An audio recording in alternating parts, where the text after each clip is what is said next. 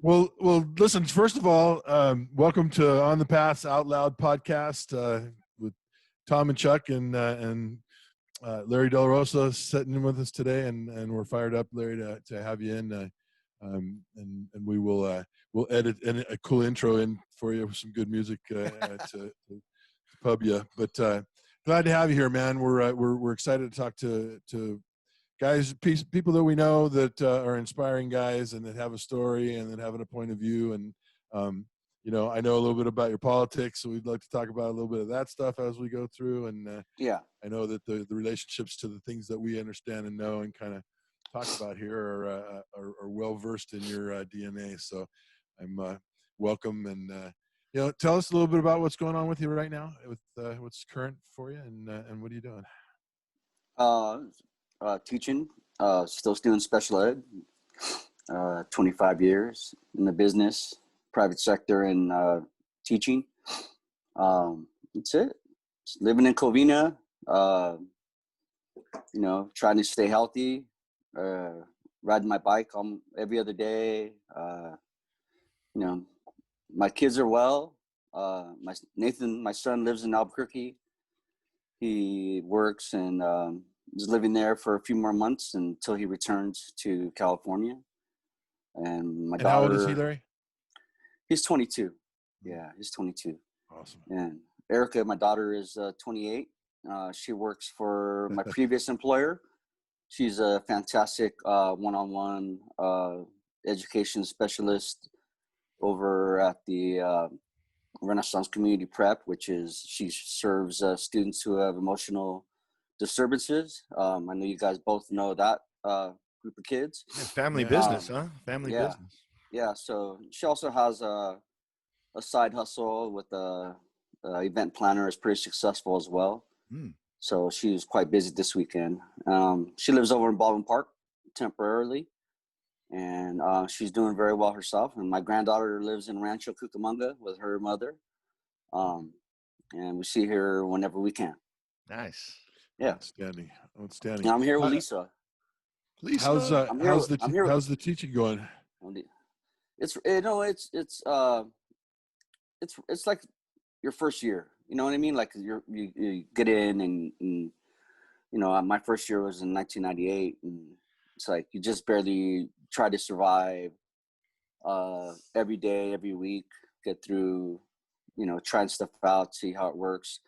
You know, we have you know, 25-year vets who are struggling. So it's you know, there's been several studies done already. You know, it takes 80% longer to do a lesson, to prep your lesson and you know, to actually make it work. You know, I'm actively working on 5 tabs at a time because I got to watch the kids on what they're doing, the screens, and I have to teach my lesson. I have to you know, make sure that the software stuff is working right. And so it's quite taxing, you know. And being in special ed, it's my students are learning disabled. So, you know, that small group and personal contact, you know, it just isn't there. As it is with students being older, they don't really tend to want to ask for help, you know. One of the big things I focus on is for them to advocate for themselves, to you know, understand that what their challenges are, and to get them to, you know, to speak up and say, you know, hey, I need help with this, or, you know, I don't understand that. There's also an English learner component at my school, where 80% of my school is English learners. So we're talking about you know, kids that only speak Spanish, Chinese, Taiwanese, Korean, and Vietnamese. So it's very it's challenging to say the least, because the English learner component is present in everything we do, to make sure that those kids are getting the language and academic language, which is the toughest part. Is there something that the school can do just to, I mean, at this point now, it's no longer a minority thing. So at what point are you guys just an English language learner school, and those 20% of the kids who are fluent are, you know, they're good to go? I mean, like, Is all your focus on ELL? Like, is everything that the school does, or do you still have these teachers that are back in the 70s, like, oh no, I only teach white kids that can talk English? And No, well, yeah, I mean, we have that too, but you guys should be you the know, prime example of ELL in yeah, those numbers. That's or ridiculous. yeah. Well, the EL support is outstanding. We have some great support staff on campus, and they do a terrific job preparing us for to teach those kids and to reach out to them and make sure we're doing the things that we learned in school to facilitate their learning, so they can learn. When there's things we can do with technology too, where they're able to turn on captions, and if I talk, it comes out in Spanish if they needed to or whatever. Or I don't. I don't have any. I had one Asian student who's a native Chinese speaker, but he's pretty far along as far as his English development. So I've only dealt with the Spanish-speaking kids, and it's constant. There's just everything's built in and around that, just to make sure that they're accessing the curriculum. There's some amazing technology out there. We've seen with our school, they do they text in English, and it goes to Spanish, and they speak on the phone and leave messages. It allows people to, and during this time, people are helping in those, in the attendance department because of distance learning and stuff, and they're able to speak to the predominantly Spanish speaking culture part of our school, and it's amazing. What are the when you say you have a lot of support, what are the different areas that people are supporting you guys in? Well, because of the nature of our school, we're Title I and Title II. We get lots of we have every resource you could ever imagine. So the EL and the technical support people are kind of like meshed together. So we have a PhD doctorate individual who's phenomenal, and he and his partner, they provide weekly professional development where we're able to we take one particular software like Nearpod or something, and they'll hammer it out and give us ways to facilitate lessons and improve our lessons, and get kids to be engaged. So engagement's the big deal. And so those people are on my campus anyways are excellent. So I feel fortunate that I get that support, because they're constantly reaching out to the new teachers. Even though I'm not new, I am new. So it's like and everybody's new. People have only been doing this since April, and the people that got to do summer school they're way ahead of everybody because they got to do it for 6 weeks. They got to try out all the software. We have an exclusive deal with Google. So Google runs all their beta testing through our district. We're one of 5 only high school districts in the whole state. So our district gets Google, anything that Google is coming out with to upgrade Google Classroom and any of their add-ons that they use, that we all use every day, they run it through our campus first. So we're able to use those things and and try to improve engagement, and it's just weird. Are you guys 100% distance, or is there hybrid, or what are you guys doing? We have a few kids on campus. We have special ed kids. CBI. Excuse me. And they're on the other end of campus, and we have lots of EL1 kids. Well, I wouldn't say lots, but we have some EL1 kids so they're straight up, they don't speak English at all. And they come in and they get 2 kids per classroom, and they get a machine, and the teacher's like down the hall, and then there's instructional support that goes in and out of the classroom and works with the kids during their lesson. So the teacher's down the hall, they're teaching, the instructional support's there with the kids to help them. They speak their native language, whatever it is, and they it's unusual because our district, they gave parents the option, because they weren't forcing anybody to come back with a negative COVID-19 test. So they gave the parents the option, and only like 20% signed up. Are So you at we only home? have. Or are you at home, or do you have to go to the office every day? No, I go in every day. Is that your 'Cause, choice, or do they mandate that? no, I go by choice. Lisa's here working at home, so our Wi-Fi is not the greatest, and I can't be offline ever. So, and I'm being especially special ed, there's not so much, asynchronous time for me as there is with other teachers. So I have to constantly be there. Yeah. I'd rather be in my classroom and it's, do it from there. Right on. Nice. Listen, we're gonna shift gears a little bit, Larry, and kind of go back and talk a little bit about who you are, where you come from, and that kind of stuff. I kind of wanted to talk a little bit about, tell us where you grew up, and kind of grade school, progressing up to high school, and kind of your influences on the way, your parents, and your family and brother, and all that good stuff. So, give us a little bit of a history of Larry Delarosa. Yeah, when I was a kid, toddler, we lived in East LA.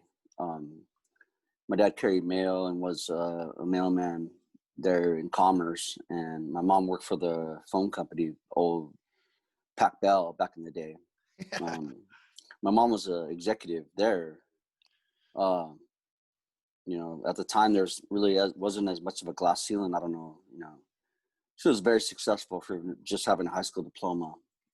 She was a big time executive at Pac Bell, and my dad carried mail, and we lived over on Hawthorne, East LA, and I attended San Antonio de Padua school in downtown, little tiny Catholic community there, where my grandma was a instructional assistant.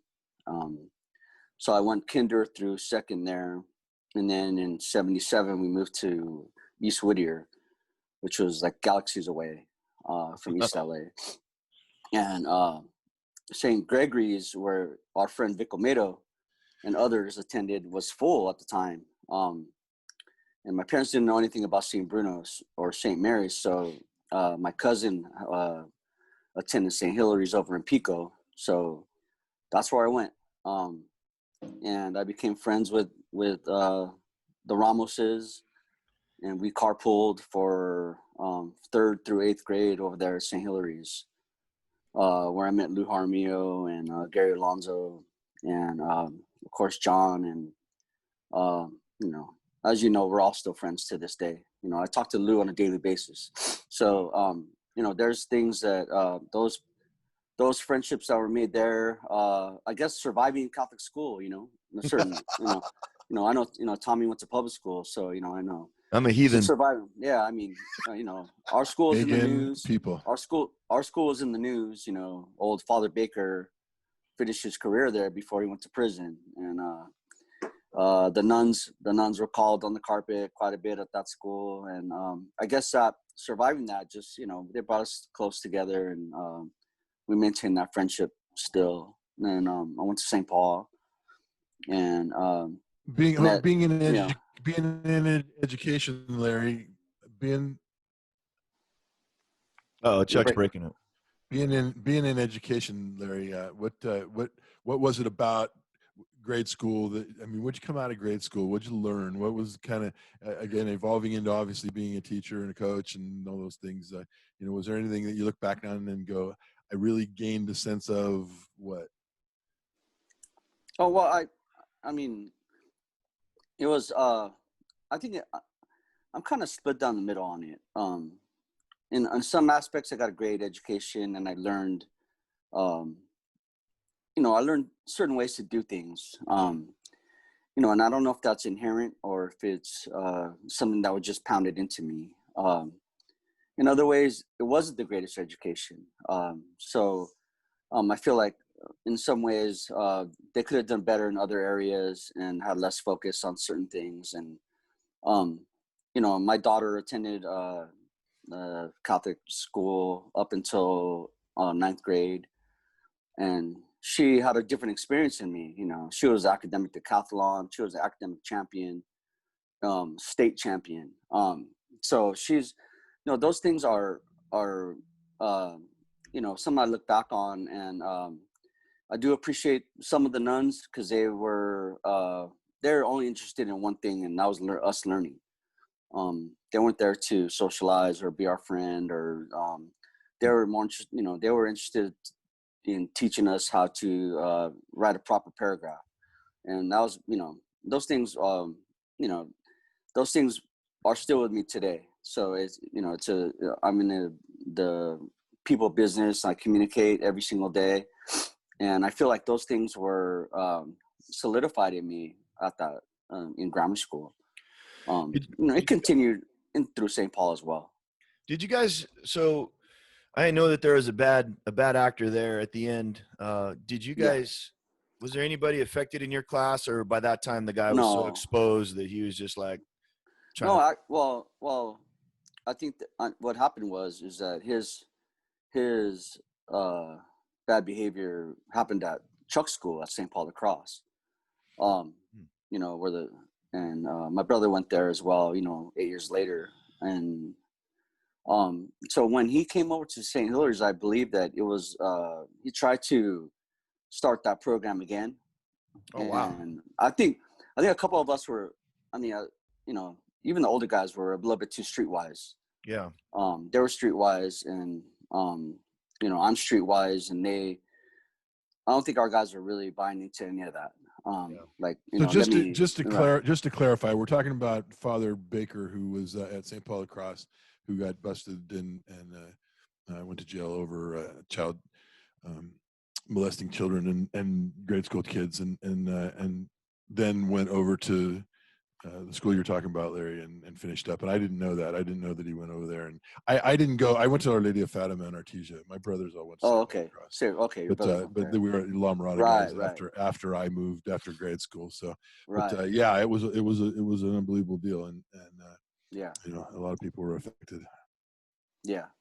So I mean that, and no, it didn't affect any of us there, but I mean it was still the old school environment. The nuns ruled, and they were had a heavy hand, and well, it had to be an end of an innocence. I mean, so you guys are older kids, you're 6th, 7th, and 8th grade. You know this guy. You heard rumors about this guy, and now he's in front of you, and you have to exist with this guy. But now, instead of being protected in this beautiful ecosystem, instead of being a public school kid like me, you guys now had to be on guard. It must have been really difficult to understand Jesus protects and does all this stuff, but we're in potentially harm's way. Like, I can't even imagine there was altar boys. I can't even imagine that there was mass being served by, you would think at that point you were bringing in the old timers, the retired guys to do mass. You weren't bringing kids in at that point, but you guys all had to freaking navigate that, then that wasn't part of the bargain, for no, definitely not. And it wasn't like we knew, but we knew, like, you know what I mean? It was just like weird. It wasn't like, it just seemed like he was an odd fella. Mm-hmm. And, little by little, we just stopped wanting to be around. And it did stop. So, I mean, school's big on putting on productions and things, and that's phenomenal music director, and she was terrific. And so we did a lot of that stuff. So the whole altar boy thing kind of went by the wayside. Yeah. We all had parts on the music things, and they, whether behind the scenes or whatever, a couple people like Lou was an actor or whatever. Yeah. And so like it was that's what kind of got us through that 8th grade year. That teacher really made a difference. And like I said, the altar boy thing went by the wayside, and we just weren't interested in it anymore. Right. So you went on and got ready for high school. Did you know that you were going to the high school to St. Paul the whole time, or was it a process? Well, yeah, that was my goal. For us guys that were athletes, it was seemed like the place you wanted to be.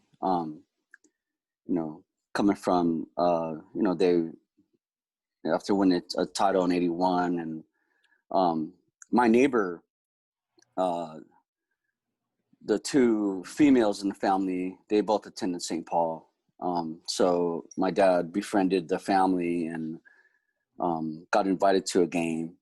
when you were still playing, and saw you play and your team. Huh. And my dad was immediately like taken, like, he's like, this is awesome, you know.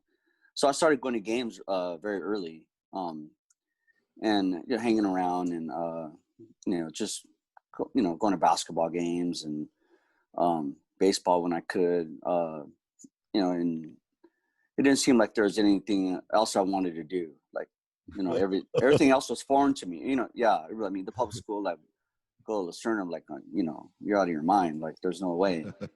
So, and there's, those things all, it just seemed the right fit for me. All my friends were all going, and we all wanted to play. And, I know Tommy from Pop Warner, and saw him, and that was cool. Knew a few guys. I knew guys from flag football, and Hurtado, and guys from Linus, and those guys, and we'll all give you a good firm handshake after a game, because we would battle it out. All Little Lake Park, Vic Olmedo, and those guys. I knew all those guys.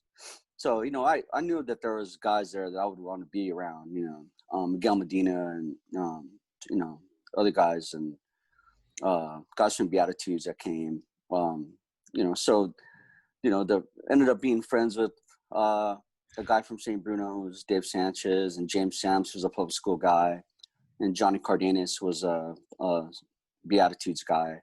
So I spent a lot of time with them, outside of the football guys. So, Do you think do you think that the kids in the neighborhood now, like, let's say the kid who's living in your house right now, yeah, you think he has the same quandary, whether I go to Lucerna or I go to St. Paul, or what do you think has changed there, or what needs to change there to get it back to your era? Our era. Yeah, that's man. I mean, because Yeah, they're playing good. They're playing answer that decent one. football. We'll sell it, Larry. Yeah, that's like 5 other shows. Oh, okay. You know what I mean? My Yeah, bad. that's 5 other shows. Yeah. It totally is. I just mean, I think Lucerna is they're playing good football. I mean, there's right, yeah, exactly. And there's a little Pop Warner there to support him now, which wasn't there before. okay. And it's kind of like St. Paul is the only show in town. Even though La Mirada was successful at the time, Yeah. they always have been. I didn't live in La Mirada.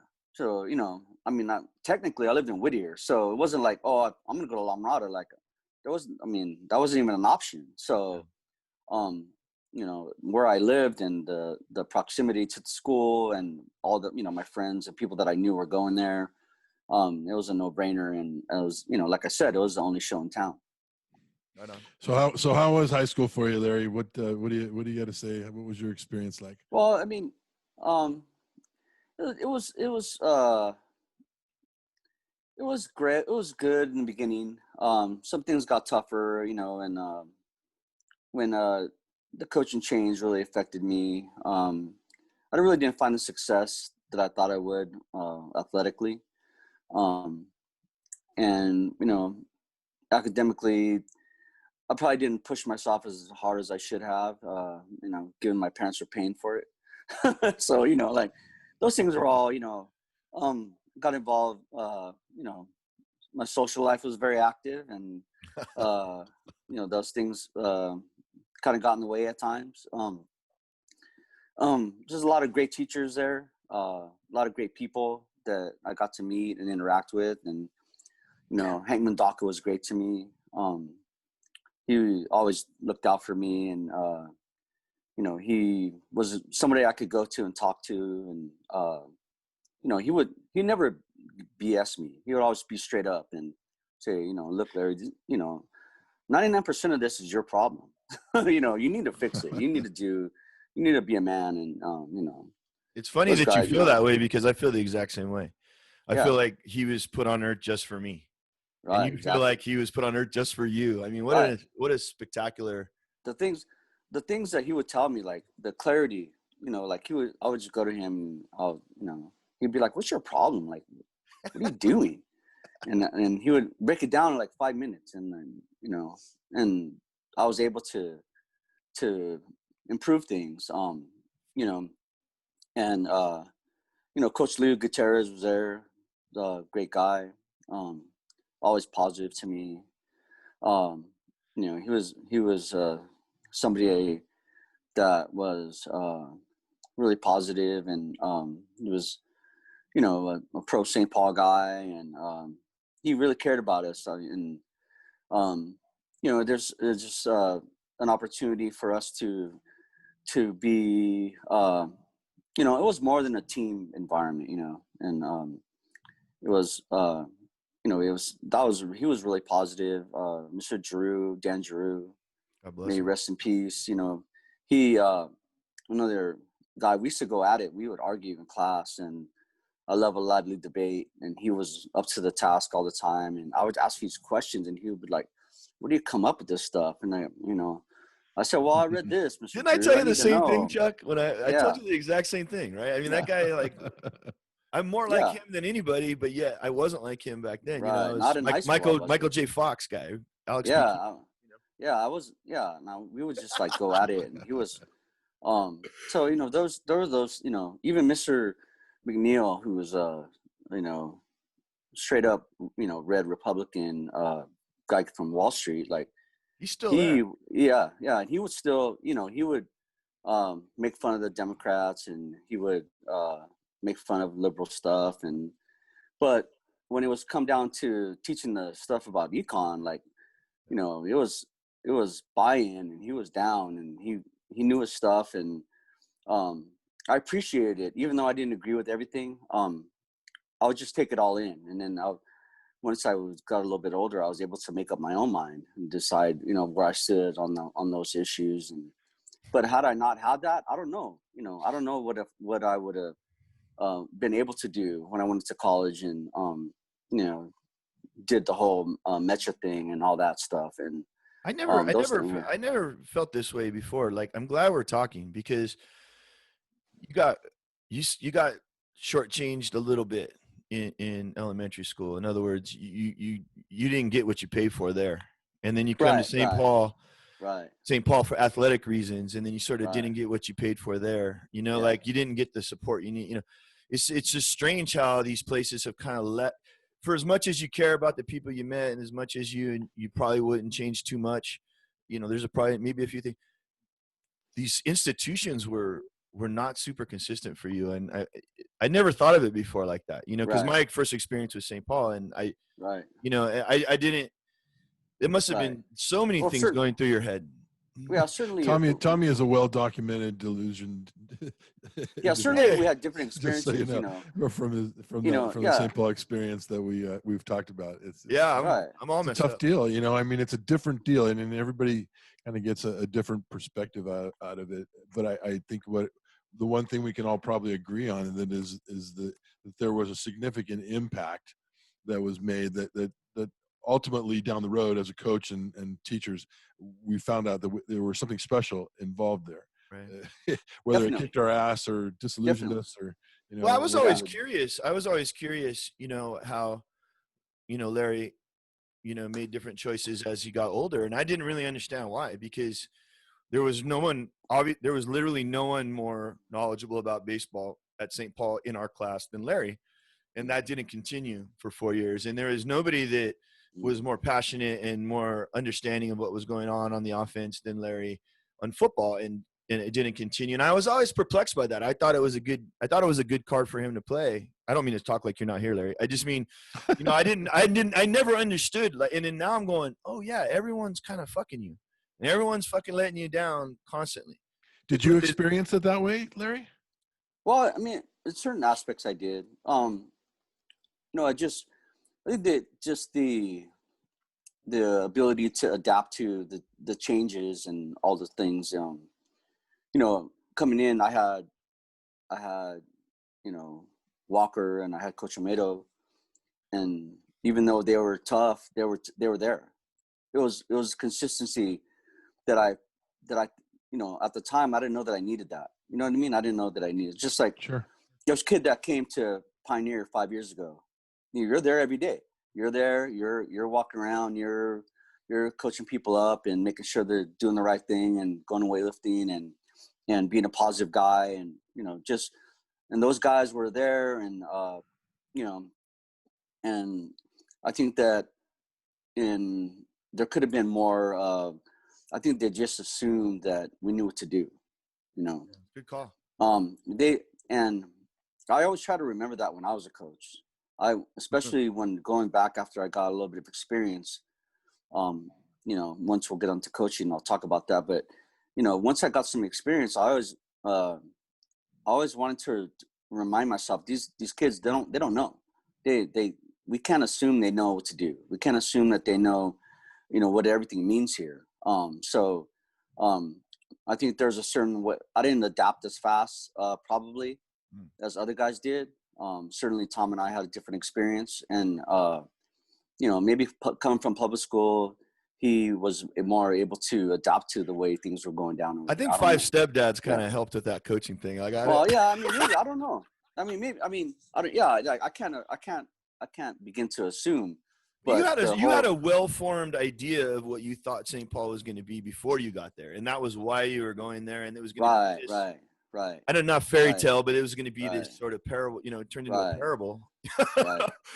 You know, and then like it's better for it. You know. Right, and the development of myself as an athlete, you know, just didn't get where I wanted it to go, and you know, just, you know, so it was, and don't ever, and I mean, before we finish this part, it's not St. Paul's fault, you know, it's just of course, you know, being the ability for me to mature at a more rapid pace than my peers was completely on me. So, you know, the opportunities were there.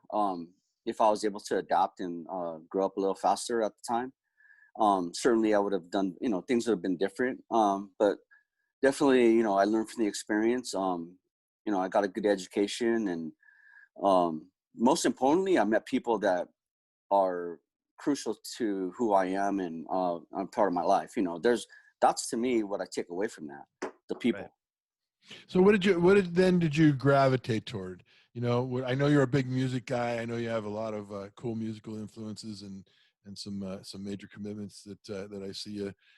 You know, when you talk about your music, and was that something you gravitated toward? Where'd you go? You know, and with all of that, the little bit of disappointment and some of that other stuff. What was your gig? Well, yeah, I mean, I got into the DJing thing, and you know, and that was a fun outlet for me, and you know, I had jobs in high school, and you know, so the DJing thing was just all fun, and you know, it let me get closer to the music, and you know, that's something that's always been a big part of who I am, and still to this day is. So the DJing thing was big at the time, and just working, and you know, just trying to figure out what to do, really. You know, like, you know, I sit on that stadium floor on June 5th, 1988, and I had no clue.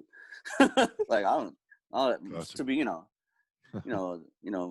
Kim Lane going to Stanford, you know, all these people are going in here, going there, UCSB, and, you know, UCLA, and I had no clue what I was going to do. So, you know, that's you know, that's I was just basically trying to figure that out, you know. But the music was always there. It's always a big part of what was your musical genre? I know you're a Morrissey guy, and well, yeah, I mean, at the time it was, you know, party music, so, you know, dance music, and you know, what they call freestyle, and that was before hip hop really you know, started peeking its head out around, you know, about 85, 86, around there. Then it became all about the hip hop. And, you know, I went, Marcos Martinez and I, Tommy knows who he is. Senior year, we went to a show at the Palladium on New Year's Eve. And it was Public Enemy and LL Cool J, and the Vandals open. So sweet, who knew? Right, yeah, exactly. Could not figure it out. Yeah. So, you know, Joe Escalante was their bass player, you know, and I know Joe now from the Hooligans, and they came out, and it was the craziest, like, it was just so weird. But in a lot of ways, that was like, I like this, you know, I like both. You know what I mean? Like, I'm down for both. Like, they came out and they did a few songs, and people were tripping out, largely African-American crowd. And, you know, they, you know, did their punk rock thing, and some people were into it, you know, most weren't. But, you know, those, you know, seeing Public Enemy that night, you know, changed a lot of things for me. How I thought about music and how it could make you think about stuff that, other than, you know, partying and girls, you know, like, it was not, they weren't talking about partying and girls, that's for sure. So it was like a different deal for me. Talk about that. Talk about that, Larry. Tell specifically. Tell us like a little bit about that. Like, it, you know, it made me think about, you know, my place in the world as far as being a minority, and at the time, and you know, things that they were talking about with, you know, with the African American experience in America, and you know, there's politics and the place of corporations in our society, and the place of you know, embedded racism in our society, Incarceration. yeah, the you know, insane incarceration rates of minorities in this country. So those things all made me think about stuff. So when I once started going to how old were you, Larry? I was 17. Yeah, I was 17. And you Just know, what the doctor ordered. yeah, you know, so I came, you know, like during, like right around sophomore year, I started, you know, I'm named after my dad's best friend who died in Vietnam. And I was fascinated by that. So I spent a large part of sophomore and junior year reading any book I could get my hands on about Vietnam. And, you know, just, so I wanted to understand the politics of the war. Like, why did everybody hate it so much? I didn't understand, like, why were people protesting? You know, like, you know, World War II, everybody was down and they wanted to sign up, and it was different. So, you know, I started reading these books. So it kind of got me into thinking about politics a little bit, and, you know, where I stood. And, you know, certainly as a teenage boy, you're got all this testosterone, you want to be macho. So you think, oh yeah, you know, we have more guns and bombs than everybody. So that's a good thing, you know, and nobody's going to mess with us. And, you know, so at the time I was fooled into thinking that was the way to go. And, you know, so once I heard Public Enemy talk about, you know, the revolution will not be televised, like, like, what is this? Is insane. Like, and so it opened my brain up to all these ideas about politics and how music and those two things come together and what they can do for people. You know, just like what the punks did. I remember when Bush banned the videotaping of the caskets, man. I was like, this motherfucker. I mean, Chuck D saying it 5 years earlier. The revolution will not be televised. We're showing the caskets. Oh, we can't watch that. Even though you saw it every day in Vietnam, you can't watch it now. This is a new era. Right. Like, this guy, big mistake. Yeah. I mean, just, you know, you know, knowing what, you know, many of our peers went to Kuwait shortly thereafter in 1990. And I remember, you know, I had a job and I was working with these kids at the YMCA, you know, and the radios, for whatever reason, the radio was on, and they're like, okay, well, you know, the U.S. has gone to war. Like, I'm like, dudes are my age. Like, these dudes are, you know, what should I do? Should I drive down the street and sign up? Like, what, you know, what? Yeah. Like, I didn't know what to do. You know, I didn't know.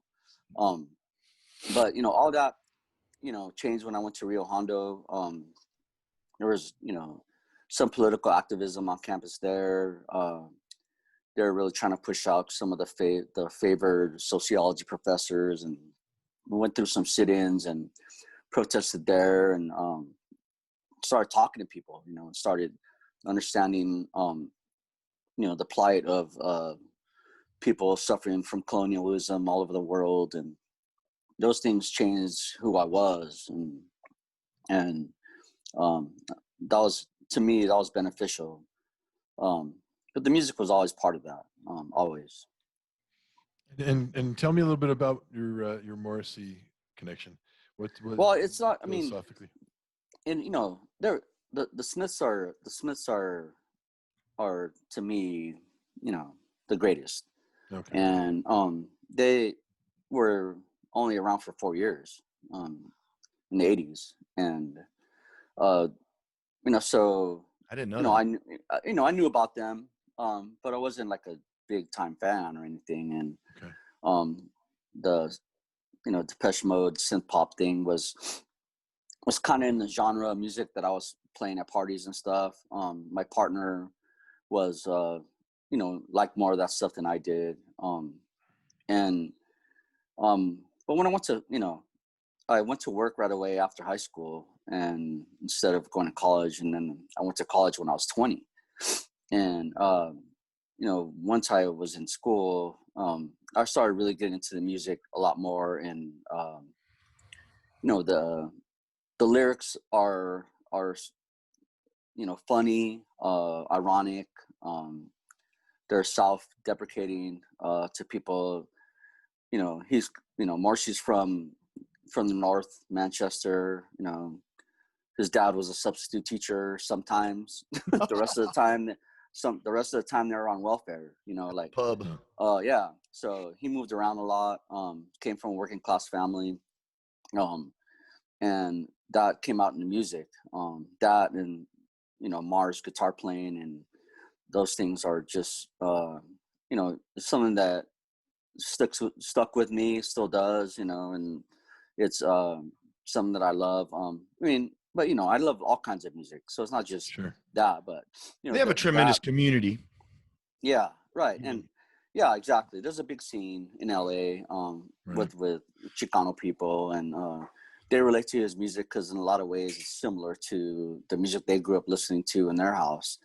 Talking about just being poor, growing up with nothing, and being awkward as a teenager, or not knowing who you are and not knowing how you feel about stuff, and all those things with people that are into the music they relate to. So, those people just see the physical. They see, here's this guy, with a quiff and he's dancing around the stage in a woman's blouse, and like, but if you listen to the words, just the dichotomy of being someone from the North versus people that live in the South in London, and the whole royal family thing, like it's really prevalent. You can really hear what it's like to be from there, how different it was, even though some of the greatest bands of all time come from there. There's no art without great suffering. So there's those things are all part of the music if you really listen to it and understand what it was like to grow up there. And Do you think Morrissey came to the States in his teen years and bought Levi's, and like those are he was the greatest thing ever, because he didn't have Levi's over there, like couldn't afford Levi's. His aunt bought him 2 pairs of Levi's, and he talks about that stuff, like who gets excited about a pair of pants, and like it's crazy. But that's how they were. That's how he grew up, and it's that's part of why I love it. Do you think there's when I look at the community and kind of what you said, where you feel awkward, you don't know where you're supposed to be as a Latino person, do you think there's something with the family structure that creates that sort of confusion, or that creates, is there a limited communication? Now I'm going to go out and I'm going to not know who I am, and I'm going to hang out with these other kids. Or is that just universal? Do you think it's something special to do with the brown kids? Do you think there's not communication? I think definitely. I think it's generational. Totally generational. I'm third generation Chicano, and the people, my friends, are first. I have many friends who are first generation, their take on things is so much different than mine. You know, they're constantly, it's a constant struggle between holding on to your roots from Mexico and wanting to develop who you are as an American. You know, there's a constant battle that they wage on within themselves, and gaining permission to be who you are. Right. And just being able to adapt to the American way of life. That's a constant battle for them. And that's part of why they love the music so much, because that's what it talks about, you know. And you know, they feel like those things that he says in music came through in the music they listened to as kids. And you know, it's like when, you know, an outcast, and they feel connected to the outcast. Like, you know, that person standing in the corner, like I have more in common with that person standing in the corner than I do with everybody over here partying, or whatever, you know. And that's where those people gravitate to, because of their experiences growing up, you know, in all Spanish speaking households where familia is from Mexico, and you're over here trying to live in East LA or whatever, and everybody at school speaks English, and your mom's screaming at you in Spanish, you know, like it's a constant daily battle, you know. And I was always like, you know, Colleen and I went to see George Lopez's Christmas show like 5 years in a row. I don't know why. We just got on this George Lopez, and the way George Lopez talks about his family just beating his self-esteem into the ground. You know, like it was fascinating. You know, my parents didn't say one way or the other. They didn't build me up. They didn't beat me down. And then, so now you're beat down in your house, and then you go and then you're at the junior high dance, and you're standing in the corner. Yeah. And then now they're speaking to you, that words mean something to you. Yeah. Yeah. That's the machismo thing is part of the, you know, part of the things that people need to overcome that have that, you know, that come from that type of background. There's a lot of, you know. Do you have to punch your dad in the face, or how does that work? Yeah, no, I mean, you're just expected to act a certain way. You're not expected to show emotion, or, you know, I get a lot of guys. So my dad never told me they love me. Like, you know, like, you know, to me, that's absurd. Like, you know, like what, you know, that's that, you know, my mom tells me almost every day. And, you know, I tell my kids every day as much as I can, you know, like, but that machismo thing was in a lot of ways holds people back. And, you know, as you know, getting older, as you know, we all have our health issues and things, you know, tomorrow's not guaranteed.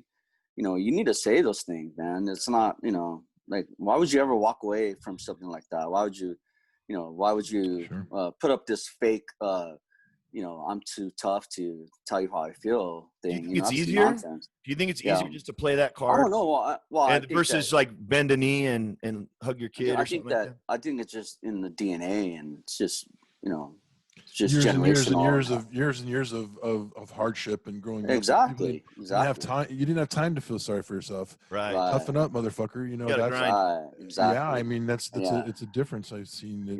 And you know, if you don't get the cariño that you want from your dad or whatever, you know, then you're going to be like, well, I have dad issues. Well, you know, well, dad's working, you know, 70 hours a week. You know, I don't know. Maybe he doesn't want to give you a hug every day. Like, I don't know.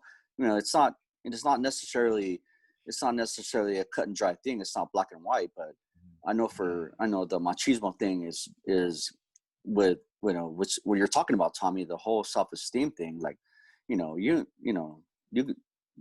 not shit. Like, you know, go do something or whatever. Or, you know, the thing that affected me the most going into those households, and this was obviously prior to high school, but, you know, I would go into my friend's house and I would see the dad smack the shit out of his wife. I mean, not smack this, just give her a whack. Yeah. Do what I say. Shut the fuck up. And I was like, what the hell? You know, I'm like, am I next? Am I going to get the chunk? You know, like that whole thing for me, being a really in touch with my mom and Hail Mary and all that shit. Yeah. You know, like that to me, not having the Our Father in my life with the Hail Mary. And for me, that was fucking, I'd get kind of riled up. The hair on the back of my neck would stand up, and I'd be like, oh, do I need to fucking, you know, anyways. So that was really hard for me to understand, for sure.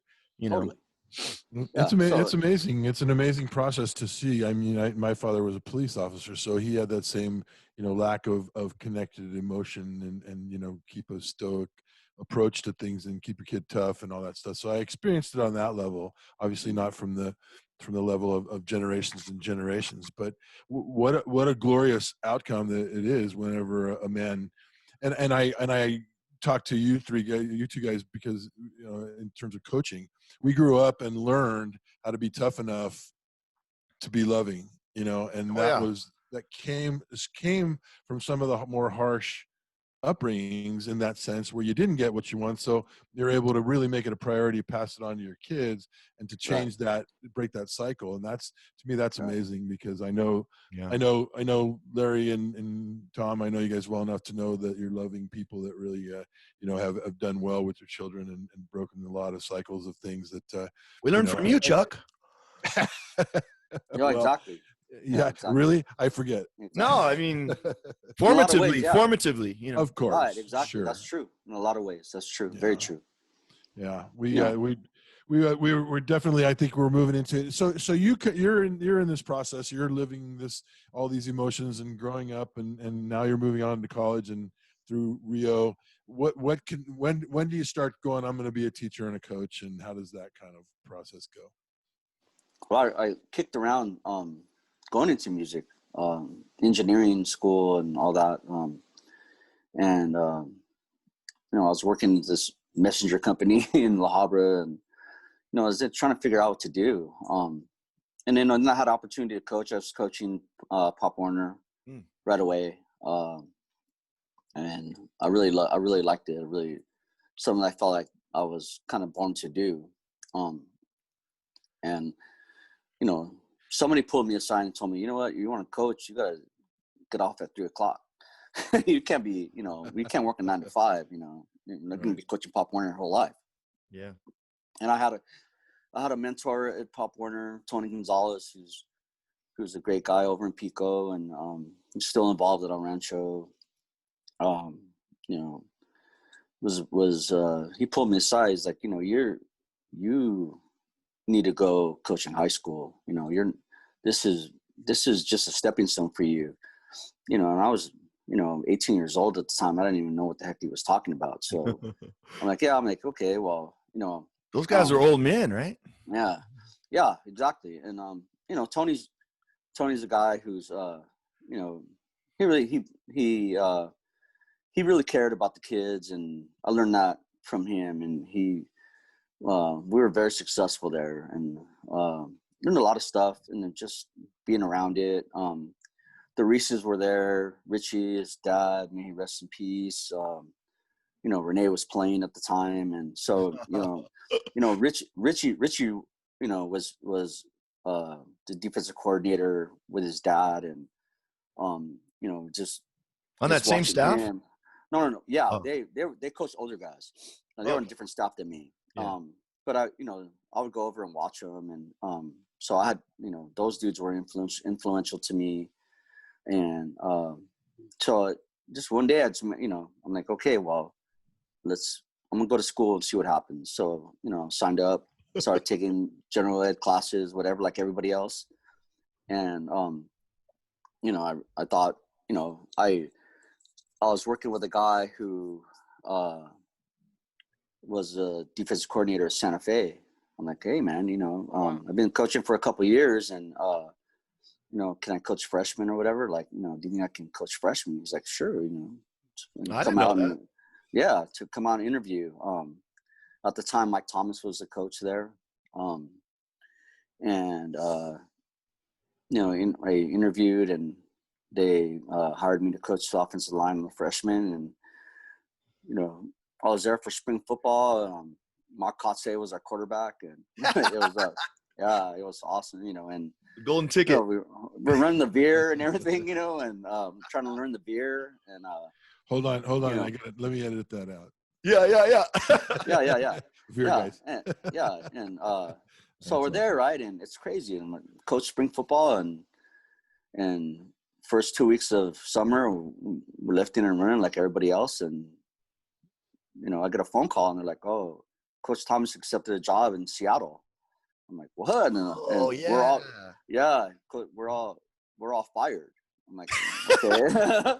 I'm like, wow, I got fired already at my first job. Turn in your spirit pack. Yeah, exactly. Give me your T-shirt back. So my stint as a chief was very short-lived. Ooh, that's bitter. That's a very bitter. I would be bummed. So at the same time, the blessing in disguise. Yeah. At the same time, all the upheaval at St. Paul was happening, and they Coach Hankey came in, and Coach Hankey, and Chuck was elsewhere, and Miguel was elsewhere, and I was there. Ed Acuna was elsewhere, and it was just the most surreal experience. Like, okay, this is where I always wanted to be, but it's not what I always wanted it to be. Like it was. But Tommy and I were there. We started coaching. I did not know you had a prior commitment that year. Yeah, I was at Channel Fe.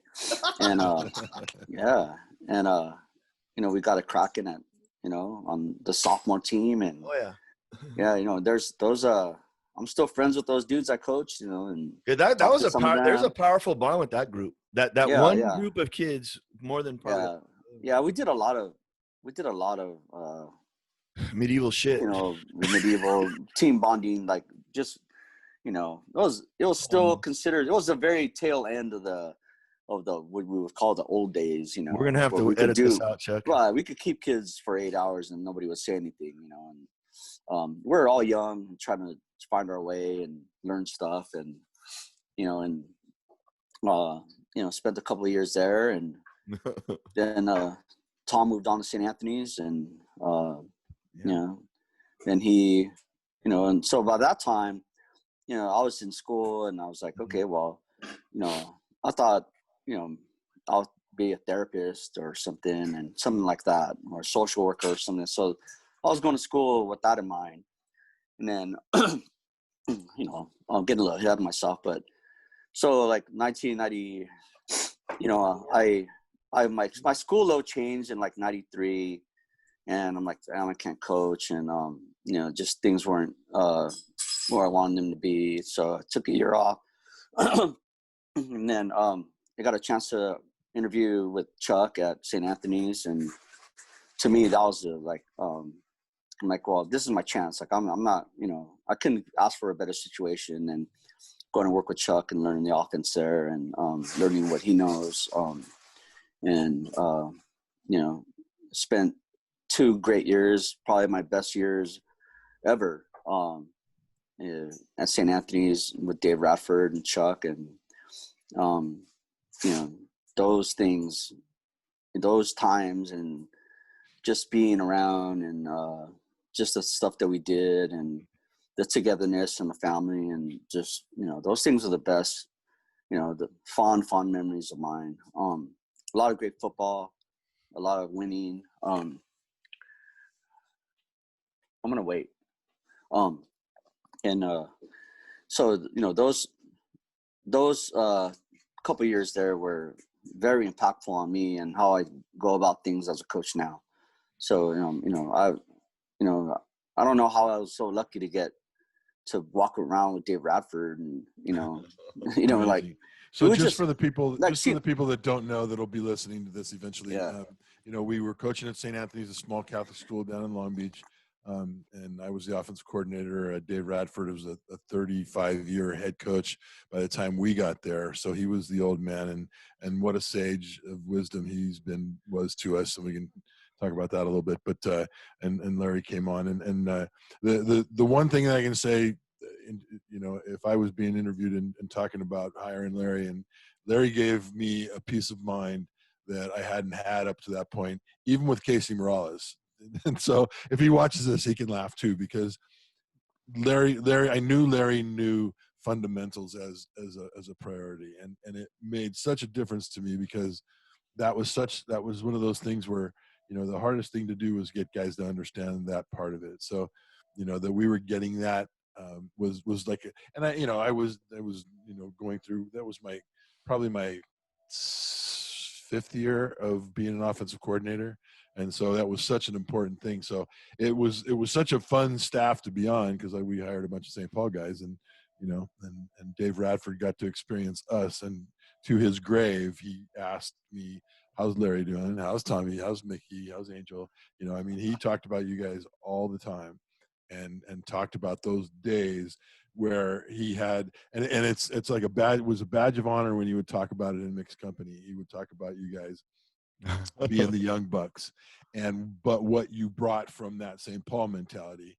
And he'd always whispered, he'd go, you know, those St. Paul guys, you know, and he again said it with a tongue-in-cheek smile on his face, because he had a lot of respect for you guys. So the growth experience, we got a lot of Dave Radford up close and personal at a time when he had a lot of things to share. And well, he knew what was important by that time. I mean, he knew what he needed to give to us. What was your experience with Dave Radford? Can you talk about Dave a little bit? Dave, I mean, keep in mind, I was 23 years old. I had a 1-year-old and like a mortgage, and, you know, I'm trying to go to school and work and all these things. And he would like pull me aside. Like, you guys never knew. Like, he would like pull me aside and just like talk to me like, Larry, how you doing? Like, he would invite me to church all the time. It was funny. And he knew I was resistant to that. And so he would do it even more, you know. And I'm like, Coach, what do you do over there? Like, you know, I'm just, you know, I'm 23 years old. I'm just, you know, I don't know nothing. Living in sin. Yeah. I don't know nothing, you know, and like, and I'm cocky and just an idiot. And like, Coach, what do you do at church? Like, he's like, well, you know what, Larry, we talk about Jesus a lot. And I'll be like, okay, you know, because he would always make fun of us because we're all Catholic, you know. Yeah. And, you know, like, and he would just pull me aside and just talk to me about stuff. Like,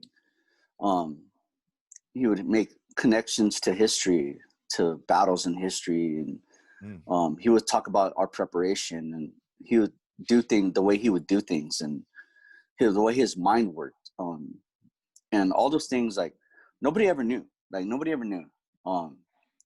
And being that I was so young and just trying to find my way, you know, and you know, it was a dual learning experience where I had Chuck, you know, foot on the back of my neck, but Dave to love me up, you know, and just talk to me about life, like, you know, just you know,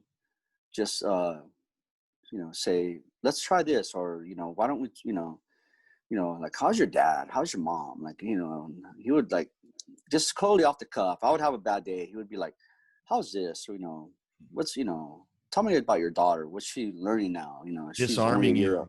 Yeah, she's only a year old or whatever, you know.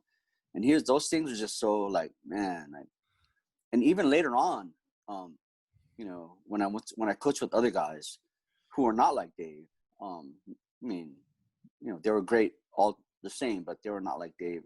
I would always think back to, you know, what would Dave do? How would he handle this? What would he say?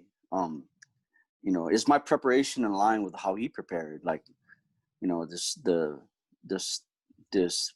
totally focused on what we were trying to accomplish, and just things that I would hear in the back of my mind all the time in my preparation. Wow.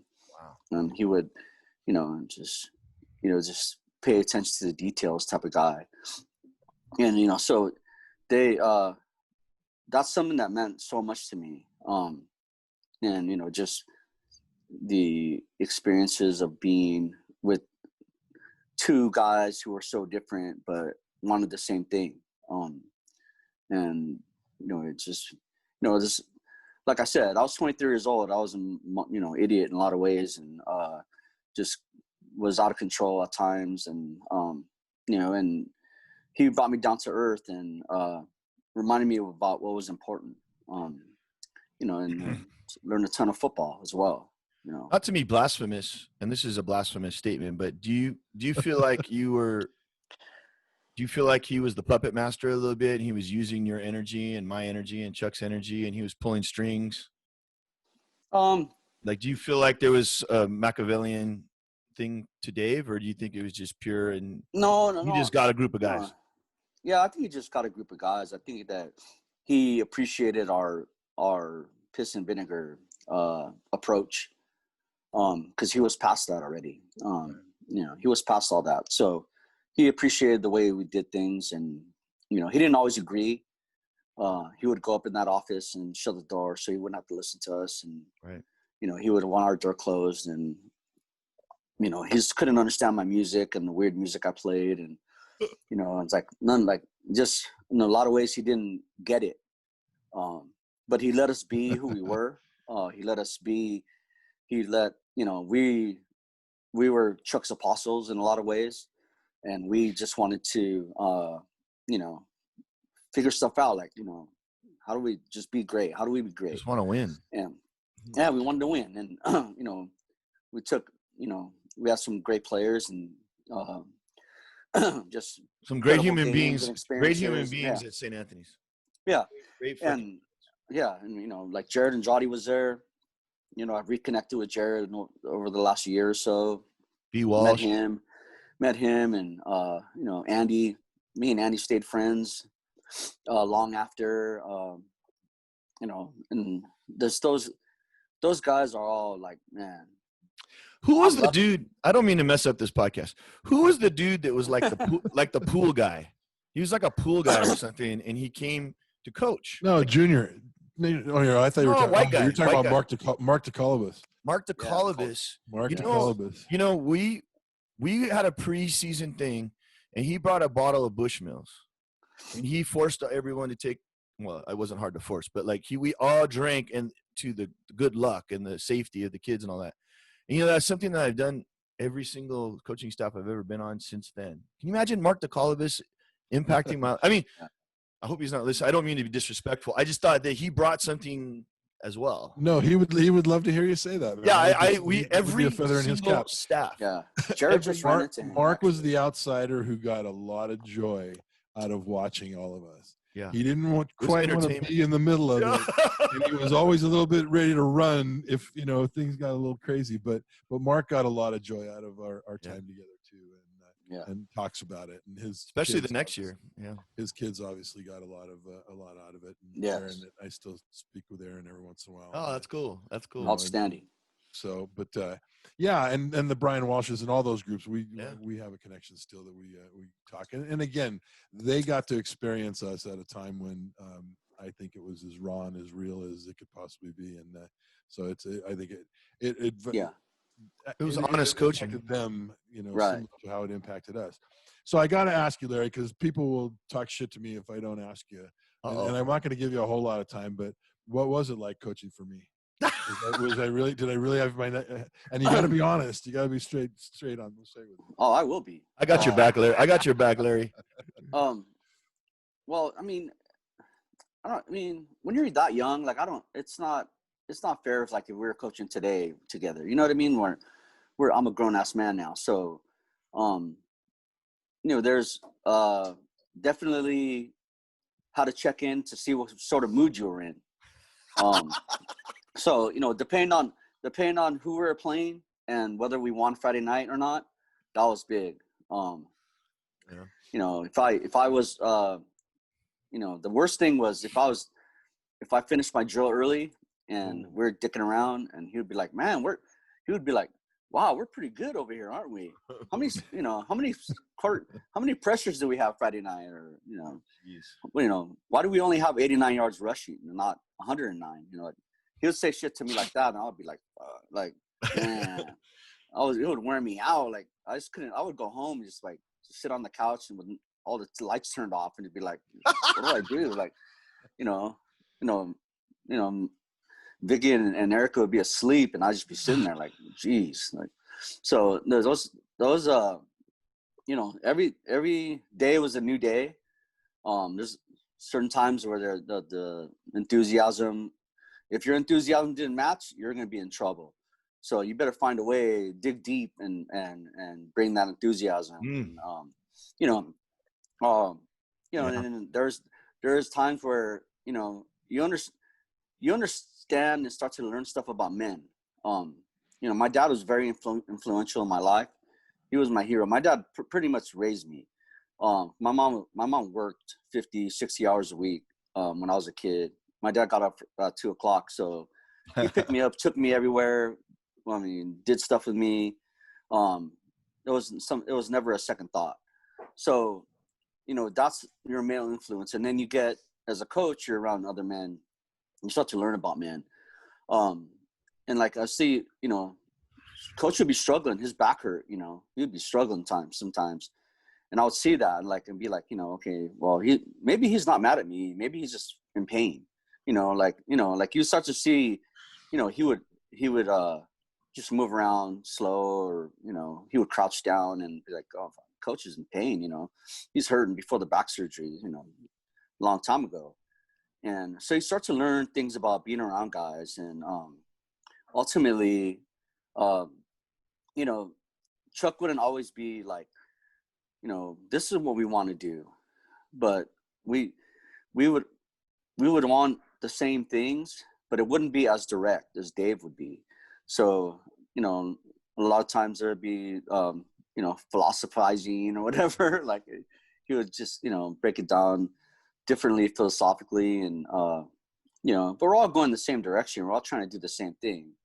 But yeah, it was really a growing experience for me, and learning to be around guys and around men who you cared about, respected. At the same time, you're still there to do a job and be around. You know, there's days with Tom. You know, I coached for Tommy too, so like, you know, he wouldn't even. Some days he wouldn't say one fucking word to me. Like, he would just look down at his practice plan and be like, "You're good," and be like, "Yeah."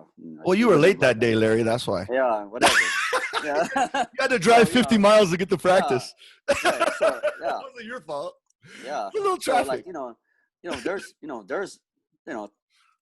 say what you want about Chuck, Tom, but you had your moments too. You know? So, fuck. yeah, definitely. What do you mean, say what you want about Chuck? I don't say anything bad about the guy.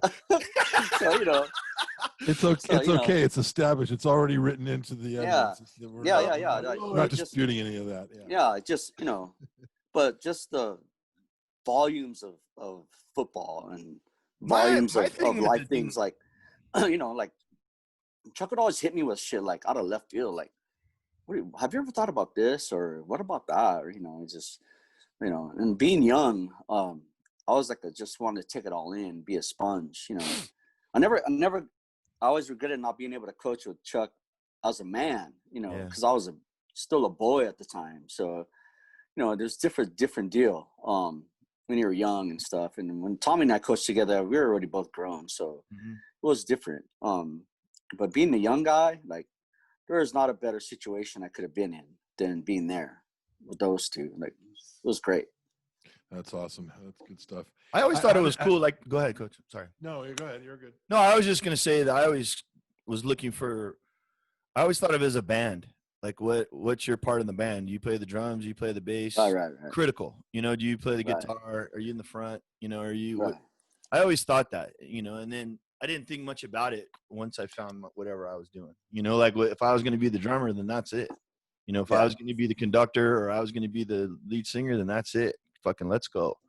You know, I never, you know, and I had faith that things were going to reveal themselves, you know, but I did like to, I love when Chuck would, I mean, just the idea that you're held accountable for bell to bell, you know, like, in other words, if this period is 10 minutes, yeah, man, you got to fucking coach for 10 minutes, you know, and then when you get to that, you know, it's not hard when you're playing against a rival, and then you need 11 minutes in this period. I need one more rep, coach. And you're like, fuck, now you got to stay on place. And you're going, you know, I always, for me, I always felt bad. That was the worst thing I learned from St. Paul, was that there was something called Freak Week, and there was something called Dog Week. And there was, like, for me, that shit is very counterproductive. And I think I'm the only guy, like, I think every week should be exactly the fucking same. I mean, if I ask you for 110%, then I don't believe in you. You know, like, I'm asking you to do something that's spectacular. And unfortunately at St. Anthony's, we're trying to put it together. So we were asking guys to do things more than they were capable of doing sometimes. We're rolling the dice sometimes, you know, but I always thought that sort of that, hey man, it's just so-and-so, we're just going to beat them. I mean, if we execute our game plan, we're going to win. I mean, what are you guys worried about?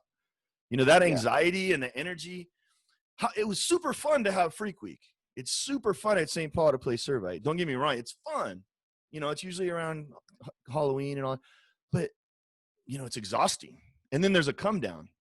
And I don't know if that's more like a, you know, pyramid of success deal, more John Wooden concept, but I hated that as a coach. You know, oh, got to get revved up this week. Well, I was already working as hard as I fucking could last week against the 0-9 team. I don't know what you're talking about. There's a pragmatic approach that you bring to a lot of stuff, Tommy, that, Yeah. that 90%, 95% of adolescents don't have. You know, that ability to stay motivated in a linear kind of a even keeled way is very far and few in between with kids. And so coaches learn, and we learn a lot as we grew up and got smarter, you know, and again, I think that, you know, one of the things that I think I've learned through years of therapy that you know, that if you don't have a lot of mentors and you're teaching things, that you're kind of always teaching from behind. You know, you're teaching from behind what you knew, and then you're going, oh, and I have to make up for the mistakes that I made and what I didn't know. So then you'd move on to, but if you have great mentors, you kind of are able to stay a step ahead of your mistakes and the things. Keep reaching. So we learned a lot as we grow older on how to coach our coaches better and how to get the most out of them. But we learned through St. Paul, and the way that we learned there through Marion was an antagonistic almost kind of approach. And even though I would say I hated a lot of that stuff and didn't want to be a lot like that in a lot of ways, there was a certain inbred way of doing things where it was the more uncomfortable you are, the better you're going to be. And totally, obviously that I think I learned a lot and grew out of that to a certain extent. But I was super uncomfortable. You guys were the guys who were around at that time when that was in full, half of my philosophy and half of that inbred philosophy, which was, you know, there was a kind of a dynamite. But I mean, in a way, Dave was calling out Larry's spirituality in the same concept. Like, you should feel a little uncomfortable with this. You should have some.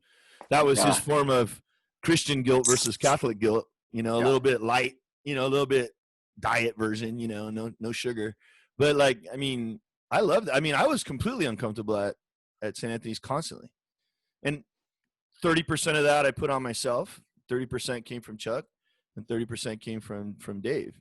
You know, Dave made me feel uncomfortable in a lot of ways with that sweet voice and the sweet tone and putting his hand on my shoulder and the fucking clipboard and shit. And, you know, like, I mean, I was just like, Jesus Christ, you know, do you want to talk to me about football? Because that's what we're here for. You know, like, for me, he did a great job. I think he's very savvy. I think from my prior question, you might have got that. I thought I was like, this guy's a fucking guru. And you know what? When he told me he was a fucking barroom brawler and a fucking drinker and a fucking fighter and a you know, then I went, okay, now I can get down with this. Yeah. You know, I'm not down with the holy roller.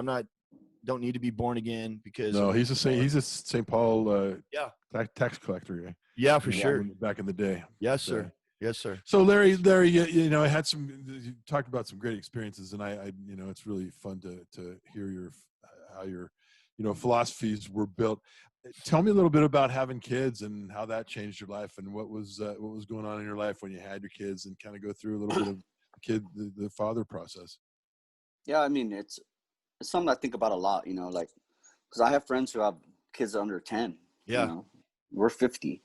So, you know, that's crazy. Like, you know, I had Erica at 22 and, you know, Nate at 28. And, you know, they both had different experiences as kids. And, you know, it just, you know, became the priority and put them at the front and wanting the best for them. You know, I stopped coaching high school so I could coach my daughter full time, and you know, that let me coach Pop Warner with Nate, and you know, those things. You know, we don't have the you know, best friend. Me and Erica don't have that best friend. You know, I'm her dad. You know, and you know, we're not like that. but in a lot of ways, she, you know, begrudgingly to her, she says shit that I taught her. Like, you know what I mean? Like, you know, there's Don't tell You know, anybody. Shh. right. Exactly. Yeah. She'll never admit it, but things comes out of her mouth that, you know, she got from me being her dad or me being her coach. So, you know, those things, that's where we connected through athletics, and, you know, and now we connect through, you know, our politics, and, you know, and the way we feel about things. And we're both in the same field, basically. That's She's amazing. terrific. She is terrific at her job, and is a leader there. And, you know, that's basically what I wanted for her, to take that leadership and apply it to her daily life in a professional manner. And, you know, she's everybody's best friend. She's a phenomenal person, just giving, and, you know, great sense of humor. And, Got a you smile for know, everybody. yeah. And, you know, and Nate's like my mini me, like, you know, it's, Lisa calls him mini me. You know, basically ours, with same sense of humor and same, you know, our freakish excitement about music, you know, and the things we connect on. And so, you know, growing up, for him it was tough, you know, because his mom and I split up at the time, and you guys know what that's all about. So, you know, I was driving around and picking him up and trying to spend time with him. And, you know, once he got old enough to play, you know, sign up for stuff, I always wanted to be there. Just bought us more time and to spend together. And, you know, and he's had a different experience than Erica. You know, he went to public school, and, you know, I think that was a better fit for him. But it certainly colored his way of thinking. And, you know, they're certainly two different people. And, you know, he's had his challenges.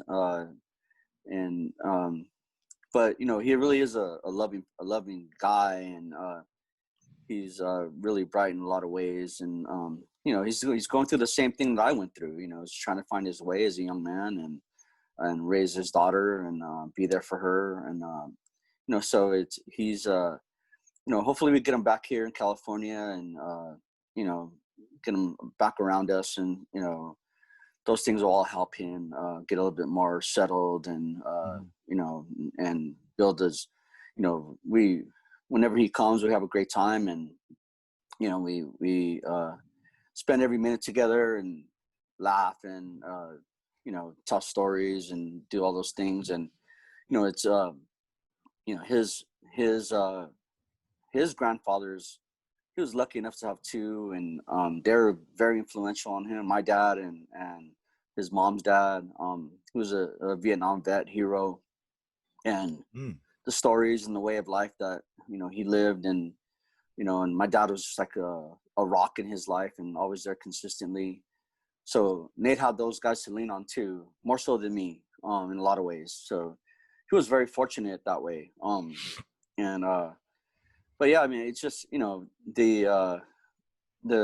those things I appreciate now are them as adults, is, you know, something I really enjoy. You know, just you know, that's a lot of times, you know, oh, my kids are off doing their own thing, and they're not, you know, they're not around or whatever. And it's not, you know, there's no way. I love, you know, interacting with them, and, you know, seeing who they are, and just, you know, still marvel at the people they became. You know what I mean? Like, you just trip out on you, like, wow, like, It's great. you know, you have kids, and you have these ideas about what they're gonna do and what they're gonna be like, you know, none of that ever pans out. And, Right. you know, but you find ways to appreciate the people that they become. And, you know, I feel good about them as adults. Like, you know what I mean? Like I have a great appreciation for people like, you know, Tom and other of us who became parents early, because now we're young enough to really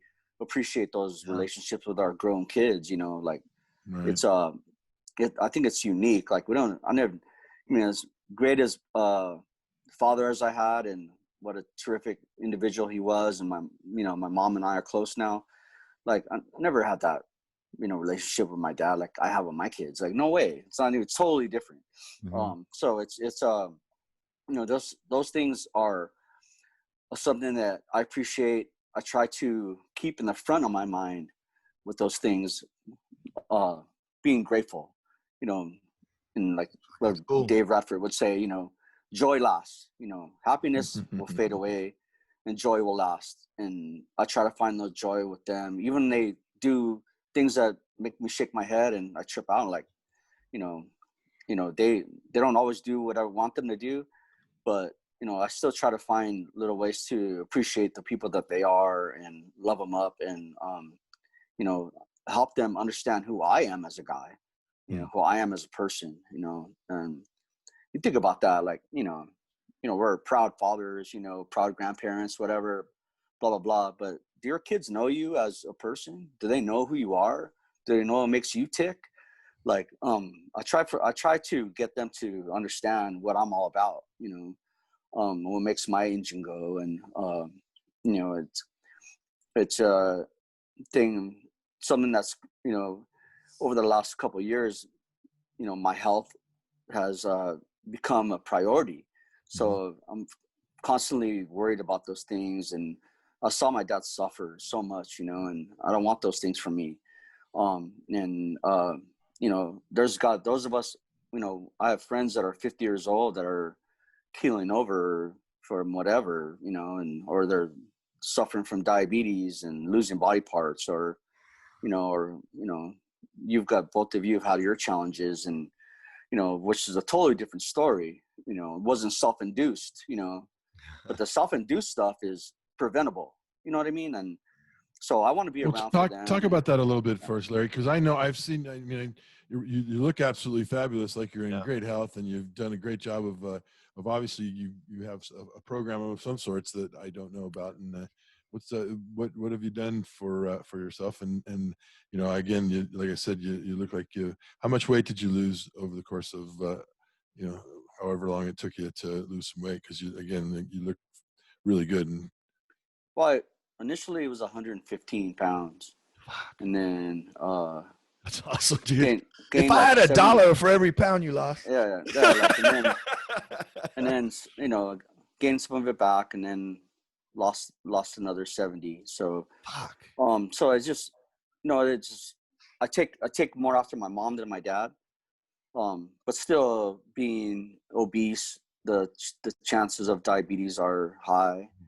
And now that we've seen, the way the studies are consistently saying that long-term diabetes is affecting the heart as well.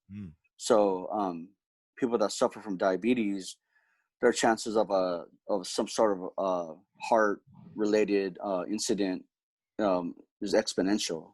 COVID. So those are the things that I want to avoid, and it's not always fun. In a lot of ways, it's a challenge at times, but I just like I said, I take after my mom. She's fit for her age, and she doesn't have a lot of issues really, luckily. And she got the blood pressure like me, because we're both type A freaks. Like, that's about it though. Like, she doesn't really have diabetes. She doesn't, she's very healthy for her age, and I take after her. And we both got serious about it like 5 years ago. And everybody watched my dad, like just one thing after another, man. And just his heart just gave out because he just couldn't do it anymore. And Lisa's dad suffered from diabetes too. I'm sure that led to his early passing. So I'm seeing people who are colleagues or whatever, or friends, and those things are all, to me, like, I don't know, I just can't see myself. I don't want to ever be that way. It's just so I try to watch what I eat, and take my supplements, and ride my bike, move around, and looking for an opportunity to coach again. So getting on your feet coaching is a great way to burn calories, and just keep moving. Just keep reduce moving. the couch time. Yeah, Right, exactly, and not sit around as much. I mean, distance learning is brutal, man, because you're in front of the machine. You're in front of the computer for hours upon hours, and Yeah. like, man, I just want to get up and run around, and I'll go walk around out during lunch and stuff, and it's like a ghost town on campus. But I just put on some music and walk around just to get the blood moving a little bit, and come home and ride the bike. And I know. so I feel bad. I feel yeah, bad because I'm trying to like, we have to edit some of this stuff, and after sitting at the computer during the day, I'm like, well, should I pop yeah, up exactly, and try to figure this out? exactly, yeah. So those I can't do it. Don't those make those things are at the forefront of my mind every day. I'm like, man, I don't want to do, come on, I don't want to go, ride, or I don't want to make a smoothie or whatever. like those things I do, Sure. but I'm very much a creature of habit, and so I get in a groove and I can stick with things and discipline myself. And like my dad, he did his best to discipline himself, but he couldn't overcome it. Just Yeah. couldn't overcome all all the things that are wrong with his blood or whatever. And it's just, so I started staying ahead of it. And as you both know, I like to partake in the occasional cocktail. So there's those are my vice. And they outside of that, it's pretty much try to stay on the healthy tip, and be around for my granddaughter. Just, who know, I don't know what she's gonna do or whatever, but I want to be around and see her grow up and see those things, and be POPPA for her. And POPPA's a lot of fun right now because I'm not in pain, and I'm not sick. I can Right. play and run around and push her on her bike and take all the toys out, and everything she wants to do. Like, I'm good to go. I don't feel like I'm not held back by any of that stuff. So that's what she's used to. Like, come on, POPPA. Like, she knows. So I'm not gonna be laying on the couch and stuff. Especially with her, it's like, it's like full go all the time. So I got to be able to do those things. And That's a great gift. That's a great yeah, gift to be able to give them. yeah, Yeah. Great so motivation. yeah, totally. That's a great motivator for me. I got to get And Elijah to give me a grandkid. yeah, yeah, exactly. I will shift gears on us a little bit, Larry, if you don't mind, because we're getting closer to our time, and I want to Yeah. want to get a couple of. I gotta ask you, man, what's going to happen on Tuesday? Where are we? You're the perfect guy for this podcast right now. Where are we going to fall, man? Because the shit's getting ready, and there's no more bullets in stores, and they're taking all the guns off the shelves, and Right. it is, and again, I won't put any more spin on it than I will need to get a good answer from you. But the spiraling out of control that is the news feeds in the last week or so have just it's almost enough to make people do things that they would never even think of doing in the past, and or drive you crazy and drive you away. So where are you at? What's going on? What's the main things that you think are important, and how are we gonna end up on Tuesday? I don't know. I mean, Ain't nothing gonna happen on Tuesday, Chuck. Oh, yeah. Well, yeah, definitely. Like, my buddy Eddie Cortez, we talk a lot of politics, and he's a St. Paul guy and teacher, and he's like, well, what's going to happen Tuesday? I go, well, Tuesday is not going to be the end of it. It's not. Right. I don't foresee it being over on Tuesday. There's going to be an issue with counting ballots, for sure, especially in the red states, and basically that's what they're going to want. The Republicans are going to want less votes to be counted, and because like 4 years ago, the Dem candidate got the popular vote. I think by far the Dem candidate this year is going to get the popular vote by far. So whether or not the swing states, and Pennsylvania is big, Ohio is big, it's still very close in those two states. So those things are all going to dictate what happens in the Electoral College, and I think the popular votes, it's a wrap, it's a done deal. But the Electoral College is a whole different thing, and a lot of people are predicting doom and gloom, and like, oh, there's not going to be a peaceful transition of power, or there's going to be uprising, whatever, because, so-and-so wins or so-and-so loses, so like, there's I don't think it's going to be, in my opinion, it's going to, maybe some things will happen. People go off their meds or whatever and, do something foolish, but overall, I don't think anything's major is going to happen. What I do anticipate is there'll be shenanigans.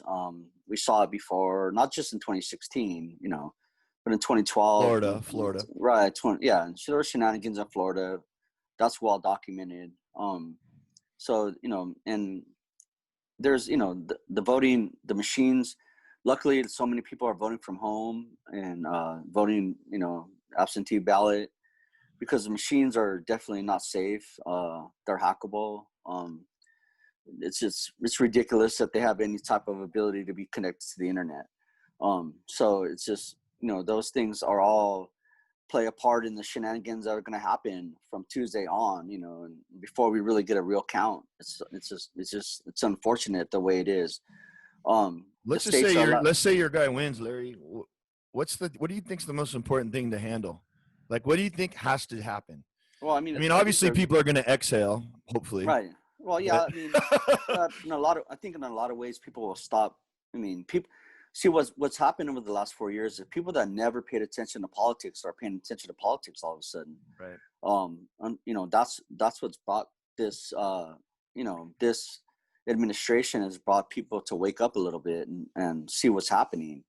It's people like never, they're the people that say, oh, it doesn't matter who the president is, it doesn't affect my life, So I think those people, a certain big portion of them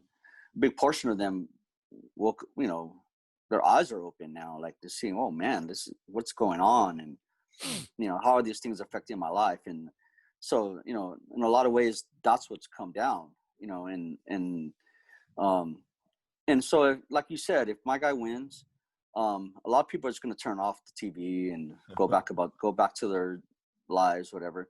I think the first thing that needs to happen is there needs to be a national mask mandate. And, it needs to be national, and, you'll see the numbers drop accordingly once that happens. They want people to go back to work. They're not, Don't you think everybody that wants to wear a mask is wearing a mask? You think that people are going to come out? Yeah. Oh, I'm just going to wear a mask because it's the law now. I didn't before, but now I am. Well, in my community, it's very 50-50.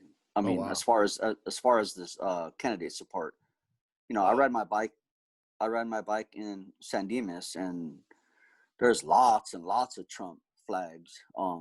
So, and I see the people at the market, so it's very much split down the middle. But you know what? Everybody in my community, they wear the mask. They might be on the opposite end of the spectrum politically for me, but they got their mask on. They wear a Trump and they're wearing it, yeah, exactly. And so I think the national mandate, that needs to happen. There needs to be a stimulus plan. Small businesses are dying, and those two things are crucial to getting this thing turned around and letting people go back to work and rebuilding the economy. As you saw this week, the stock market, without a stimulus plan, even Wall Street is scared, and stocks plummeted, and that was, the Republicans were hanging their hat on that. Oh, the economy is so good because the stock market was doing well, blah blah blah. It went down 30 and then it went up 30. Is that right? Exactly. Net zero. So this week it took a beating, and because there was no stimulus plan, and the inability of the Senate to pass a plan. They went on vacation again. Over 100 bills sit on Mitch McConnell's desk. Lots of things that could have helped people who are out of work or small businesses. Those things never got done. And if the Dem candidate wins, and those things will get done right away, it'll be a wrap. And I think in a lot of ways that the House and the Senate will both be blue after Tuesday. And that's awesome. Yeah. And hopefully people will get the relief that they need. How do you deal with the I feel it's weird. It's like this hypocrisy. You know, how do you deal with, you know, the jamming the Supreme Court person down? How do you square that circle saying, well, we want a democracy, but we don't want everybody to vote? Like, how do you, when you're interacting with the right, how do you, if like, I don't, that's my hardest thing. Like, how am I supposed to attack this guy who's blatantly hypocritical? Doesn't want people to vote. He doesn't want to stimulate, you know, he doesn't want to give us money to help us. He doesn't really, they don't really care about us. And they're, you know, they got the video of what's his name saying, hey man, yeah, just hold me to it. And then boom, okay, we're holding you to it. And you're still going to vote that way. You know, like, Right. how do you talk to them? Because they all think it's okay. Or the people I talk to are like, well, what are you talking about? It's all fair. Well, I mean, my opinion is very, it's controversial. I'm like, you know, I don't know. I'm probably gonna piss people off and say what I'm gonna say, but I hope so, because I've yeah. been waiting to ask you the next question, which is get more specific. Because what the Yeah, fuck does like- it say about our society that we're divided right down the middle? It's Right, savages. exactly. And what it says about from the difference between that side and this side, I think it's significant and a significant statement. And I'd like to know kind of what you're going to say. Well, I think the racism is embedded into a lot of the ways they think. Like, I'm sorry, you know, I'm sorry people disagree, or I mean, that's where I stand. Like, it's embedded and it's part of the DNA of America, and those things all dictate the policy, your support of policies that are go against what most Americans feel like is important. You know, like, you know, it's just, that's basically all it comes down to, in my opinion. I mean, when to address what you were saying, Tommy, when you're talking to those people, I don't, what they're going to do is they're going to, first of all, they're going to hang their hat on one certain thing. Okay. So, you know, Joe Biden's old. Okay. So we're going to say that he's senile and that he has dementia and that, you know, all these things. Okay. So they're going to dance around that and, you know, try to make that the issue when that's not the issue. You know, Joe Biden's going to bring an all-star cabinet with him. Yeah, no shit. People that are qualified to do the jobs that are necessary. And, you know, say what you want about big government, but you've seen the effects of small government. I mean, you know, Chuck, I know that, you know, I know in a lot of ways you're conservative thinking, but I know that you're an environmental guy. I mean, I know nature to you is very important. And the way the EPA has been gutted, it's crazy. Like, it's insane, you know, and so those things are all, you know, say what you want about Joe, but the people that he will bring in to do those jobs will be, you know, top notch, and things will go back to, you know, maybe we'll reverse some emissions or something, or the state parks are not going to be drilled. Like right now, if, you know, another 4 years, they're going to start drilling in state parks and federal land for oil. Like, it's insane. So fucking Pine Ridge. Right, exactly. And so those things are, you know, I try to stay on that. Like, I don't, you know, it's easy to make fun of the idiocy of, you know, the hair and the spray on tan and the weight and all that. Like, you know, but don't watch what they say, watch what they do, you know. And it's just, you know, the way that things pre-existing, you know, conditions. Right.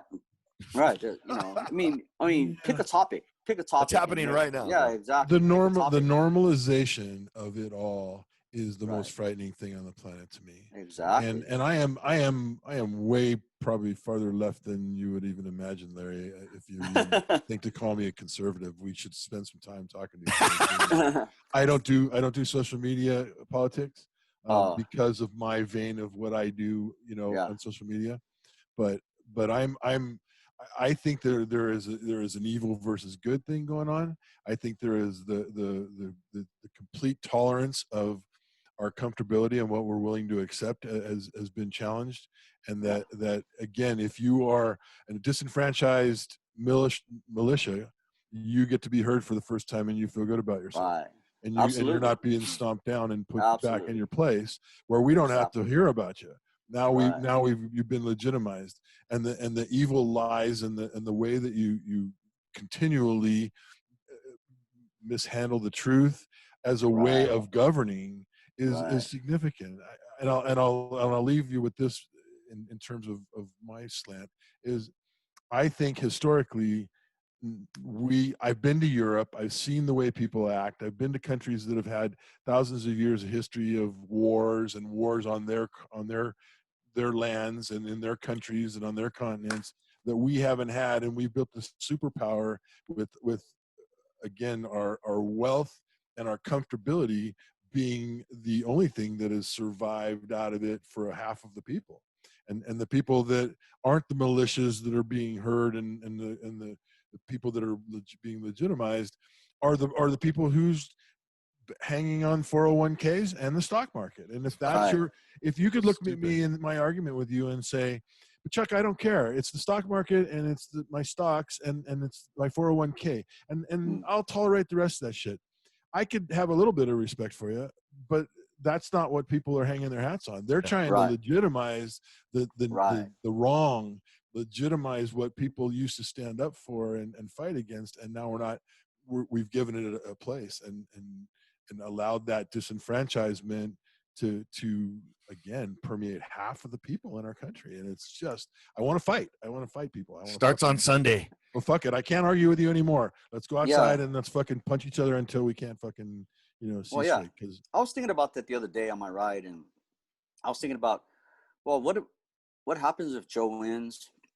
Are these people gonna shut up? Are they gonna go away? Like, I don't like, there's people I can go outside right now and there's flags. People are driving around with flags on their trucks. Like, they're trying to Glendora's convince you, even, bro. Yeah. Glendora's even worse. Like, you can say what you want about Orange County, but Glendora and San Dimas, like, those trucks are all flying their flags. And, so like, it's I'm just wondering, like, what's going to happen? Like, just like Chuck said, they gave those kooks of an open mic, open forum to say these ridiculous things and do these awful things and hurt people and give them cover.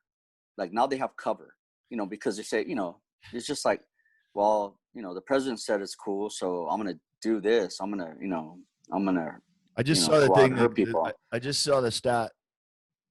3 billion Facebook people. 3 billion is more than any religion in the world. Yeah. So new religion champion is Facebook. Yeah.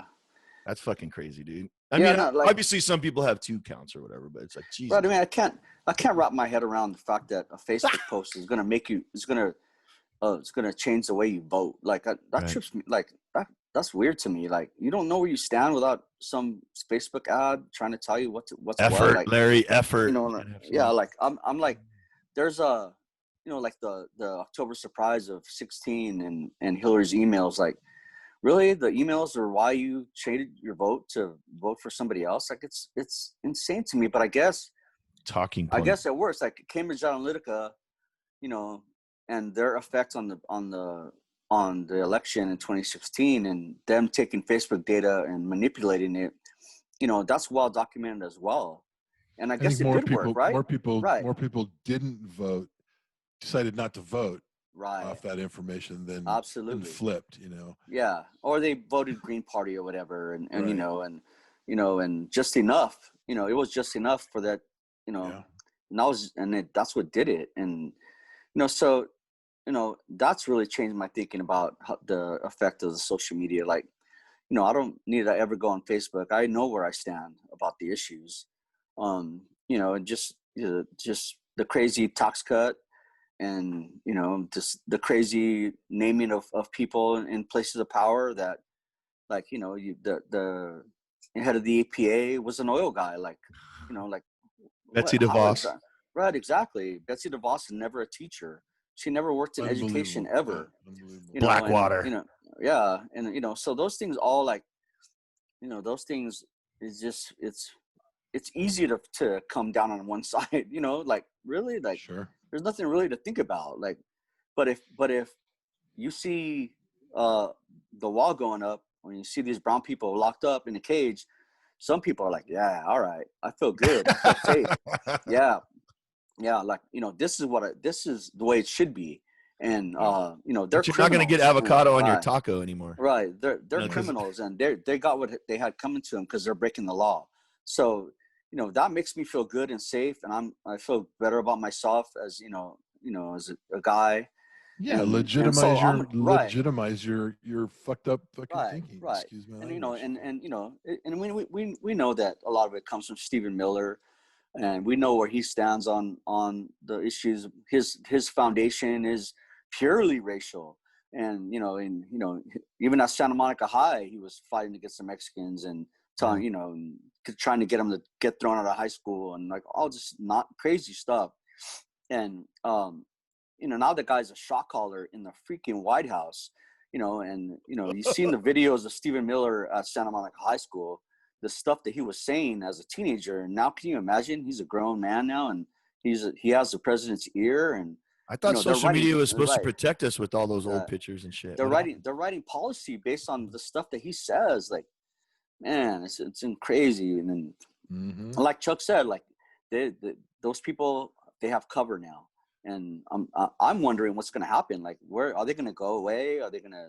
They're going to continue to try to find, Hunter Biden crazy things, like all these conspiracy theories that have nothing to do with nothing. Like, does that help the guy that hasn't worked since March? Like, because Hunter Biden's had a drug problem. Like, who cares? Like, but no, there's two things right. that give me. There's two things that give me great hope. Is number one is that I think that the militias and the underling kind of hanging around, hiding out, waiting for some shit to go off. They're being watched a lot closer right now. They're on the radar now. Yeah. And I think they always were being watched. But now I think they're letting us know that, they took the hoods off, Chuck. They took the hoods off. and we're not going to get surprised by some weird shit. And I got to believe Biden has a plan for if the shit goes off. We've already talked about how we're going to handle it, how we're going to put those people. And hopefully that's it. I'd love to see the marshals drag that dude out of there. I'd love to see the marshals just knocking on the door. Why would it 5 o'clock in the morning? We're here to serve a warrant. Let's line up like they did during the freaking Civil War with no jungle warfare. Let's line up, and our military can go in and handle the freaking the militia. Let's line up across the field and let's go ready go. I mean, I hope that none of that happens. But those guys would get freaking smashed if the government decided it was time to smash it. Exactly. So I'm hoping that they go back to a relatively, like the other thing that I think is going to happen is that we're going to get back to where kindness and respect and not lying and the truth and real active ways of helping and doing things back where we feel like we're a positive fucking leader in the world, and just in day-to-day rhetoric is going to be gone, at least enough to have it not feel like it's half the people anymore. I think there's enough people flipping, the generals speaking out, the Republicans, the Lincoln, Republicans. I think it's making it, people have drawn a line that have said, we're a Republican and we want the Republican Party back. I think they're working on it enough to be able to say we're going to go into the Biden era working to be a better Republican Party, and that's what I'm hoping for. We'll see. There's a lot of young fucking fuckhead Republicans, excuse my language. But it's. I mean, well, the way the numbers are coming out now with the way the young people are voting. Texas is smashing numbers. Hawaii smashing their numbers. That's great. Even in Florida, where, man, don't get me started on Florida, but even there, people are showing up, man. They're showing out and they're voting. So, like I said, I don't think the popular vote's going to be an issue. It's not about that. It's going to be a wrap in that. Yeah. But the electoral college thing, like, there's going to be shenanigans, I'm guessing. We can only hope that it gets straightened out and, and people realize, like, I saw a funny thing, like on Lincoln Project. They said, like, you can vote for whoever you want. You can wear your MAGA hat, but when you go in the booth or you fill out your ballot at home, no one knows what you're filling in. So you can say what you can act however you want, and still vote, because people know. People, they're conscious of what they're voting, what they're doing. Yeah, I got my flat bill behind my seat in my truck, and then when I drive to Orange County, I put my flat bill on just to stay under the fucking radar, bro. In the last month, I think there's going to be a lot of that. I think there's going to be a lot of that. And also, you know, the female vote is huge. It's going to be huge as well. Suburban not housewives, suburban women, you know, what's left of the middle class, you know, they're dialed in. They're dialed in. They've, you know, they're starting to get questions about the president by their kids. Right. They're right. Again, they saw the writing on the wall, and they're going to come out in droves. And, you know, so like I said, you know, hopefully the electoral college is influenced that way. And I think the COVID fatigue is going to help. People are just going to go to the fucking booth, man. They don't give a fuck. I don't care. I'm not going to get sick. Let's go. Yeah, exactly. Put my mask on. Let's go. Yeah. I mean, hopefully that's the case, you know, and, you know, but yeah, I don't think a Tuesday night's going to, it's going to be a while before we see what happens. And the Supreme Court nonsense that's what scares me the most. If it goes to that, then we're in trouble. You know what's a trip, Larry, is that there's something about that and I'm not sure I can support it with a lot of facts, but there's something that is comforting to know that because they nominated her and she's on the Supreme Court, I think a lot of the Republicans can now vote Democrat and live with their idea that there is some kind of a balance for them. Interesting. You know, they can go, okay, fuck it. I'll vote for the Democrat because on my moral beliefs and the way I think is what I think is right, because the rest of those policy things are going to be, we have a foot in the door, and I hope it tilts the vote to a point where it makes a difference like that, you know. That's a valid point. That is a valid point. So we're kind of at a place where we're getting toward the end. We got some rapid fire questions for you, Tommy. I'd love for you to get on those rapid fire questions. And do you want to do? Is there anything else like in the quick flow, like real quick? I think you just answer. We're not going to comment. You just answer how you want to answer. Desert Island Records. What do you have? A 5 that you put on a Desert Island? Yeah. Pearl Jam, Yield. Oh, nice. The Smiths, Half Full of Hollow, The Cure, Disintegration, Miles Davis, Kind of Blue, for sure. Nice. And the last one I was just kicking around. I couldn't really think of. I was thinking Radiohead, something. You hipster. I don't know. Yeah. I don't know. Put on maybe Busta Crows or something. Probably Interpol, Turn on the Bright Lights. Nice. Yeah, it's Interpol. Yeah, no, I was thinking of that you might go there. Yeah. Who is one person who made an impact on your life that doesn't know it? Does that exist? No. I didn't get a chance to talk about Kim Brooks, who I worked closely with for 6 years, and who really got a bad rap.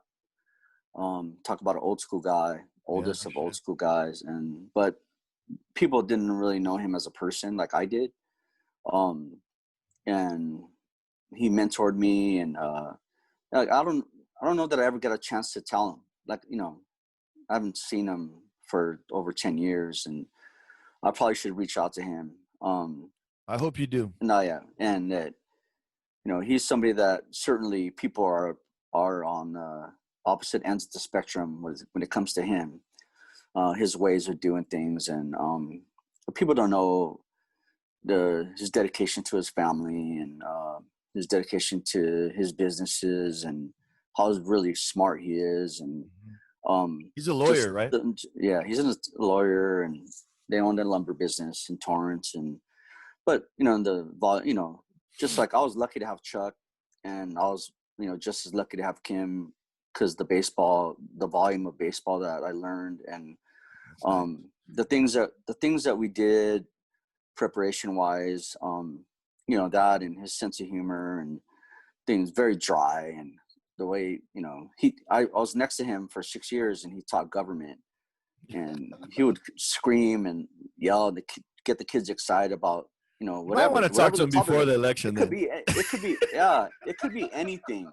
It could be anything. And he was, you know, he's always reminded me that he was a Native American, that, you know, that I was a fish eating Catholic. And, you know, he's like, Larry, you need to get on my side. You know, we worship the sun. The sun don't come out, we're all fucked. Yeah, So, yeah. yeah, you know, like, yeah, you know, he's Oh, that's like, funny. yeah, I'm glad yeah, I'm glad we had this time. yeah, That's awesome. yeah. So Kim Brooks is somebody that, you know, I'll feel very fortunate to have been around Dave and Chuck and That's Kim as awesome. well, and somebody I miss very much, because you know it's easy for people to say, oh, you know, he's a foul mouth, you know, he's a loud mouth, whatever, and people always like, you know, even, you know, like people like Andy, who's had experience with him, you know, and guys that he's coached against, and the things that, you know, they would say, you know what, I have a lot of respect for that guy, because the kids are always ready to play, and you guys, they looked well coached, Play and, hard.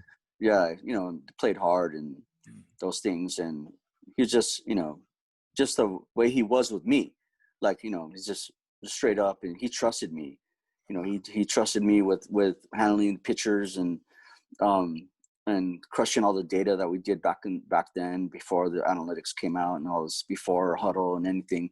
Like, I did everything by hand, and we talk baseball and life and stuff and all the time, and he's somebody that I appreciate very much. That's cool. What are one thing or a couple things every young man should know? The most profound decision you ever make is your baby mama. Oh, there we go. Get down. That is the most that I taught.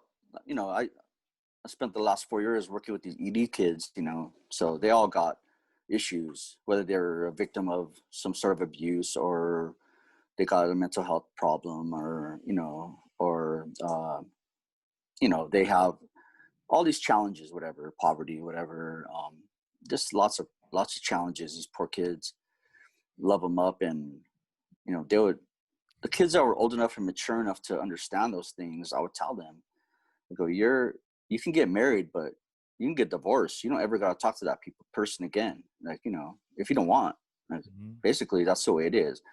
But it's, you know, that person, your baby mama, you're connected to that person forever, because through your children, right? And whether, you know, and that is profound, and it's something that young people don't think about, and those decisions will impact your entire life, you know, financially, emotionally, you know, maybe even physically, you know, and that experience with the other person could go either way. And so choose wisely who your baby mama is. Good one. What do you want to be known for in 50 years? When you're 100? I read that and I thought about it, you know. It's like I say, I could say cool stuff, like Larry's a good coach and he was fun to be around because he knew music like a, you know, insane freak. Savant. But you know what, I want people to know that I cared, you know, that I, you know, tell my friends I love them, you know, and be careful and be healthy and be safe. And that's what, you know, I'm lucky enough to have some great female friends too. And, you know, I always check on them and see how they're doing. And, you know, then let them know that I'm, you know, their buddy, their grumpy friend who's, you know, they can talk to or whatever. And like, you know, those things to me, that's what I want people to know, that I care. I really do care about people and their well-being, and, you know, what's going on with them. And, you got a lot of phone calls to make today. Yeah, exactly. Yeah. If you had Bezos money, what would you spend it on to make the country or the community stronger? Where would you put your money? Education. You know, it would be in education. The first thing to do, if you want to make a difference, is reduce class size. That would be national, you know, 20-1 mandate in elementary school. And maybe, you know, even in high school, if that was possible. If the money wasn't an issue, that would be the deal. Larry, the kids feel good when they have to sit at my desk because there's no more chairs. They think they're badass. Yeah. Yeah. Not okay. That's not okay. It's not okay that you have 42 in your class. No, Going that's through not my okay. drawers. It's not okay. And I would hire, an army of social workers and stick them in the schools. There you go. No police, but social workers. And we have 2,500 kids at Villa Park and 2 psychiatrists. Right, exactly. And that's not enough. It's not enough. So it's not even close. Nah, not even close. I told the lady, because unfortunately the sweet young daisies sort of gravitate to her groups and stuff. And she hit me up one time, and I'm like, why don't you take a walk with me at lunch? Come on. Let me take you to the trench coat mafia. Let me take you to the kid that's sitting in the fucking dugout. Let me take you to the kid that's over there smoking under the tree. Those are the kids you got to reach out to. They're the ones that fucking shoot this place up. Those lovely girls, lovely kids that you have there, real docile. They're all right, but yeah, exactly. I'll tell you a great quick story, Larry. Yeah. I've been helping, for lack of better things to do, because I have to be on campus with attendance calling.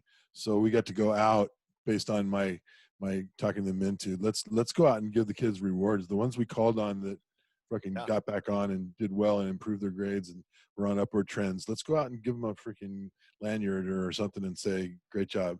So they bought it. We went out the other day and went out and this freshman kid who went from having all F's trending down, horrible freaking 25 assignments missing, climbed back into C's. And so we went out to the house. Well, grandma answers the door at 8:00 in the morning and all the lights are off and there's just shit piled everywhere. And, we kind of, and the grandma comes out and says, well, let me get him. He said he got a really cool call back a couple weeks from somebody and he got motivated. And he comes out and he's the lowest functioning kid, I could have expected in the morning. Barely could raise his eyes up, barely could talk. And just said thank you for caring, and that was it. Right. He went back in. So we're walking with the dean down the driveway, and the grandma opens the door and goes, "Oh wait a second, hold on."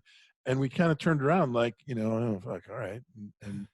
And out comes running out a kid who graduated a couple years ago, a little fake cholo kid who was just a pain in everybody's ass on a daily basis. Was just smart enough to be able to keep people in locker room, lawyer himself out of trouble most of the time. But he was a little shit. Mm-hmm. He came running out and was screaming, Coach, what's up, man? How are you? I'm like, Xavier, wow, I didn't know you lived here. He says, Coach, he goes, I've got 2 jobs. I'm helping my grandma to make sure we can pay the rent. He goes, it's really cool. I'm really doing good. I'm, and I mean, just a little freaking pain in the ass. And he said, I was in bed and I heard your voice. And I jumped up out of bed and told my grandma, tell him to wait a second. He came out and he wanted to hug. I wouldn't hug. I thought you were going to get a plate. Right.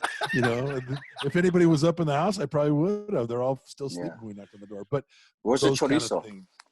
Those kind of things, that'll last for another 10 years. I don't need any more proof than that. Exactly. Making some kind of impact. So all right, we got to ask you some questions for the trailer now. You ready? This is for the 10-minute cut here. Elvis or Jerry Lee? Oh, Jerry Lee. All right. Beatles or Stones? Beatles. Chuck D or LL Cool J? Chuck D. Ford or Chevy? Chevy. Coke or Pepsi? Pepsi. Whiskey or tequila? Whiskey. Ooh. Android or iOS? iOS. Baseball or football? Ooh. Depends what time of the year you ask me. Right on. Well, then that's a good answer. Next. Baseball probably. Blonde or brunette? Brunette. J-Lo or Selma? Oh, Selma. Batman or Superman? Batman. Why? Dark. World War II or Vietnam? Vietnam. And the last one, Vin or Chick? Oh, Vin. I love Chick. No, I love Chick. That was my dad's guy, but Vin's everything. I appreciate you, man. I appreciate this, man. Yeah, great job, Larry. I appreciate it, man. It's great to connect and hang out and get a chance to catch up, man. I miss you and love you and glad we got a chance to talk. And hopefully it's a catalyst to check in a little bit more and maybe connect a little bit more and hopefully all the same, man. All the same. It's right on. just too much time in between, the connection and all that. And unfortunately, this crazy, 8 months is, put a monkey wrench in certain things, but. Do you think like setting a date is valuable process as an old timer? Like just say every first Tuesday or every fucking Sunday? Well, yeah, I mean, that craziness. I don't know. I know that works for you. But like, you and I, we're as much as we love each other, we're very different people. So we talk almost every day. Yeah. No, I know, but I'm saying like, no, I mean, that's something where, I'm like, all right. Coach's corner. Dates fuck me up. I get then on Tuesday for a Saturday appointment, I start having anxiety. I don't know. Right, exactly. And then call me up on Friday and go, hey, can we talk on Tuesday? Exactly. And then like, like if you say, the third Saturday of the month, we're gonna I'm down with that. But every Tuesday, I don't know. Yeah, right. I don't know about that. We did Zooms, Larry, with guys from high school, and the general consensus was, yeah, like in another 3-4 months, maybe we'll be good. Quarterly. Quarterly. Right, exactly. Call me on the phone. We'll talk one-on-one for a few minutes. So. Yeah, man, this is awesome what you guys are doing, and cool. I'm excited to hear other people come on and talk and give their perspective on their experiences with you. It's what is your experience with podcasts, Larry? Interesting. Are you able to listen to a 2-hour podcast, or would you prefer the 10-minute bursts? Of course I did the the Adnan Syed thing. That was cool. And I did I used to listen to the college football podcast every Monday, the guys from Yahoo, because they're funny. They make fun of stuff that needs to be made fun of. They make fun of the SEC a lot, so it's great. Dan Wolkin and Pat Forty, those guys. I listen to Michael Connelly podcasts because I read all his books. But I used to listen to Rogan. I did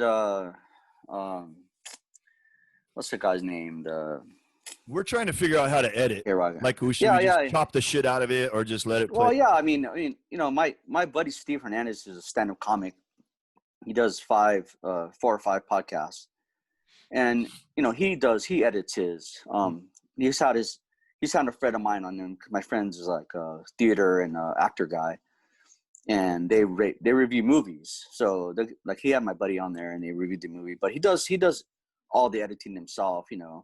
His girlfriend has the most successful astrological podcast on iTunes to this day. Okay. She has millions of listeners. Yeah. Wow. So they're pretty that's part of their daily life. So he's always going in and cutting stuff out. I know I'm long-winded, but I just want to let you guys know that this is dope. This is dope, and like I appreciate you guys doing it. The two of you, like, that's awesome. For me. Well, we gotta we'll have to have you back and talk about something more specific in a more let's take an hour and talk about Pine Ridge, or let's take an hour and talk about Chicano movement, or let's take an hour and talk about education. Let's talk about the Pine Ridge thing is something that could definitely use an hour. That's it's not that we all 3 of us have been there and experienced that, and just what it the impact it had on me and the way I think and see things is just it's everlasting, and for sure. So that's going to be a topic in the future. I'm in for that. Right on. To hear the other guys as well, and just with Chris Jackson would be great for that. And his takes on things would be interesting to hear as well. Let me know if you ever want to chop it up about 10 albums or whatever. Or, all right, cool. I'm gonna come out of left field with some stuff for you guys, and like it. Sounds good. So I'll put on the Pink Floyd and sit outside and think about Chuck.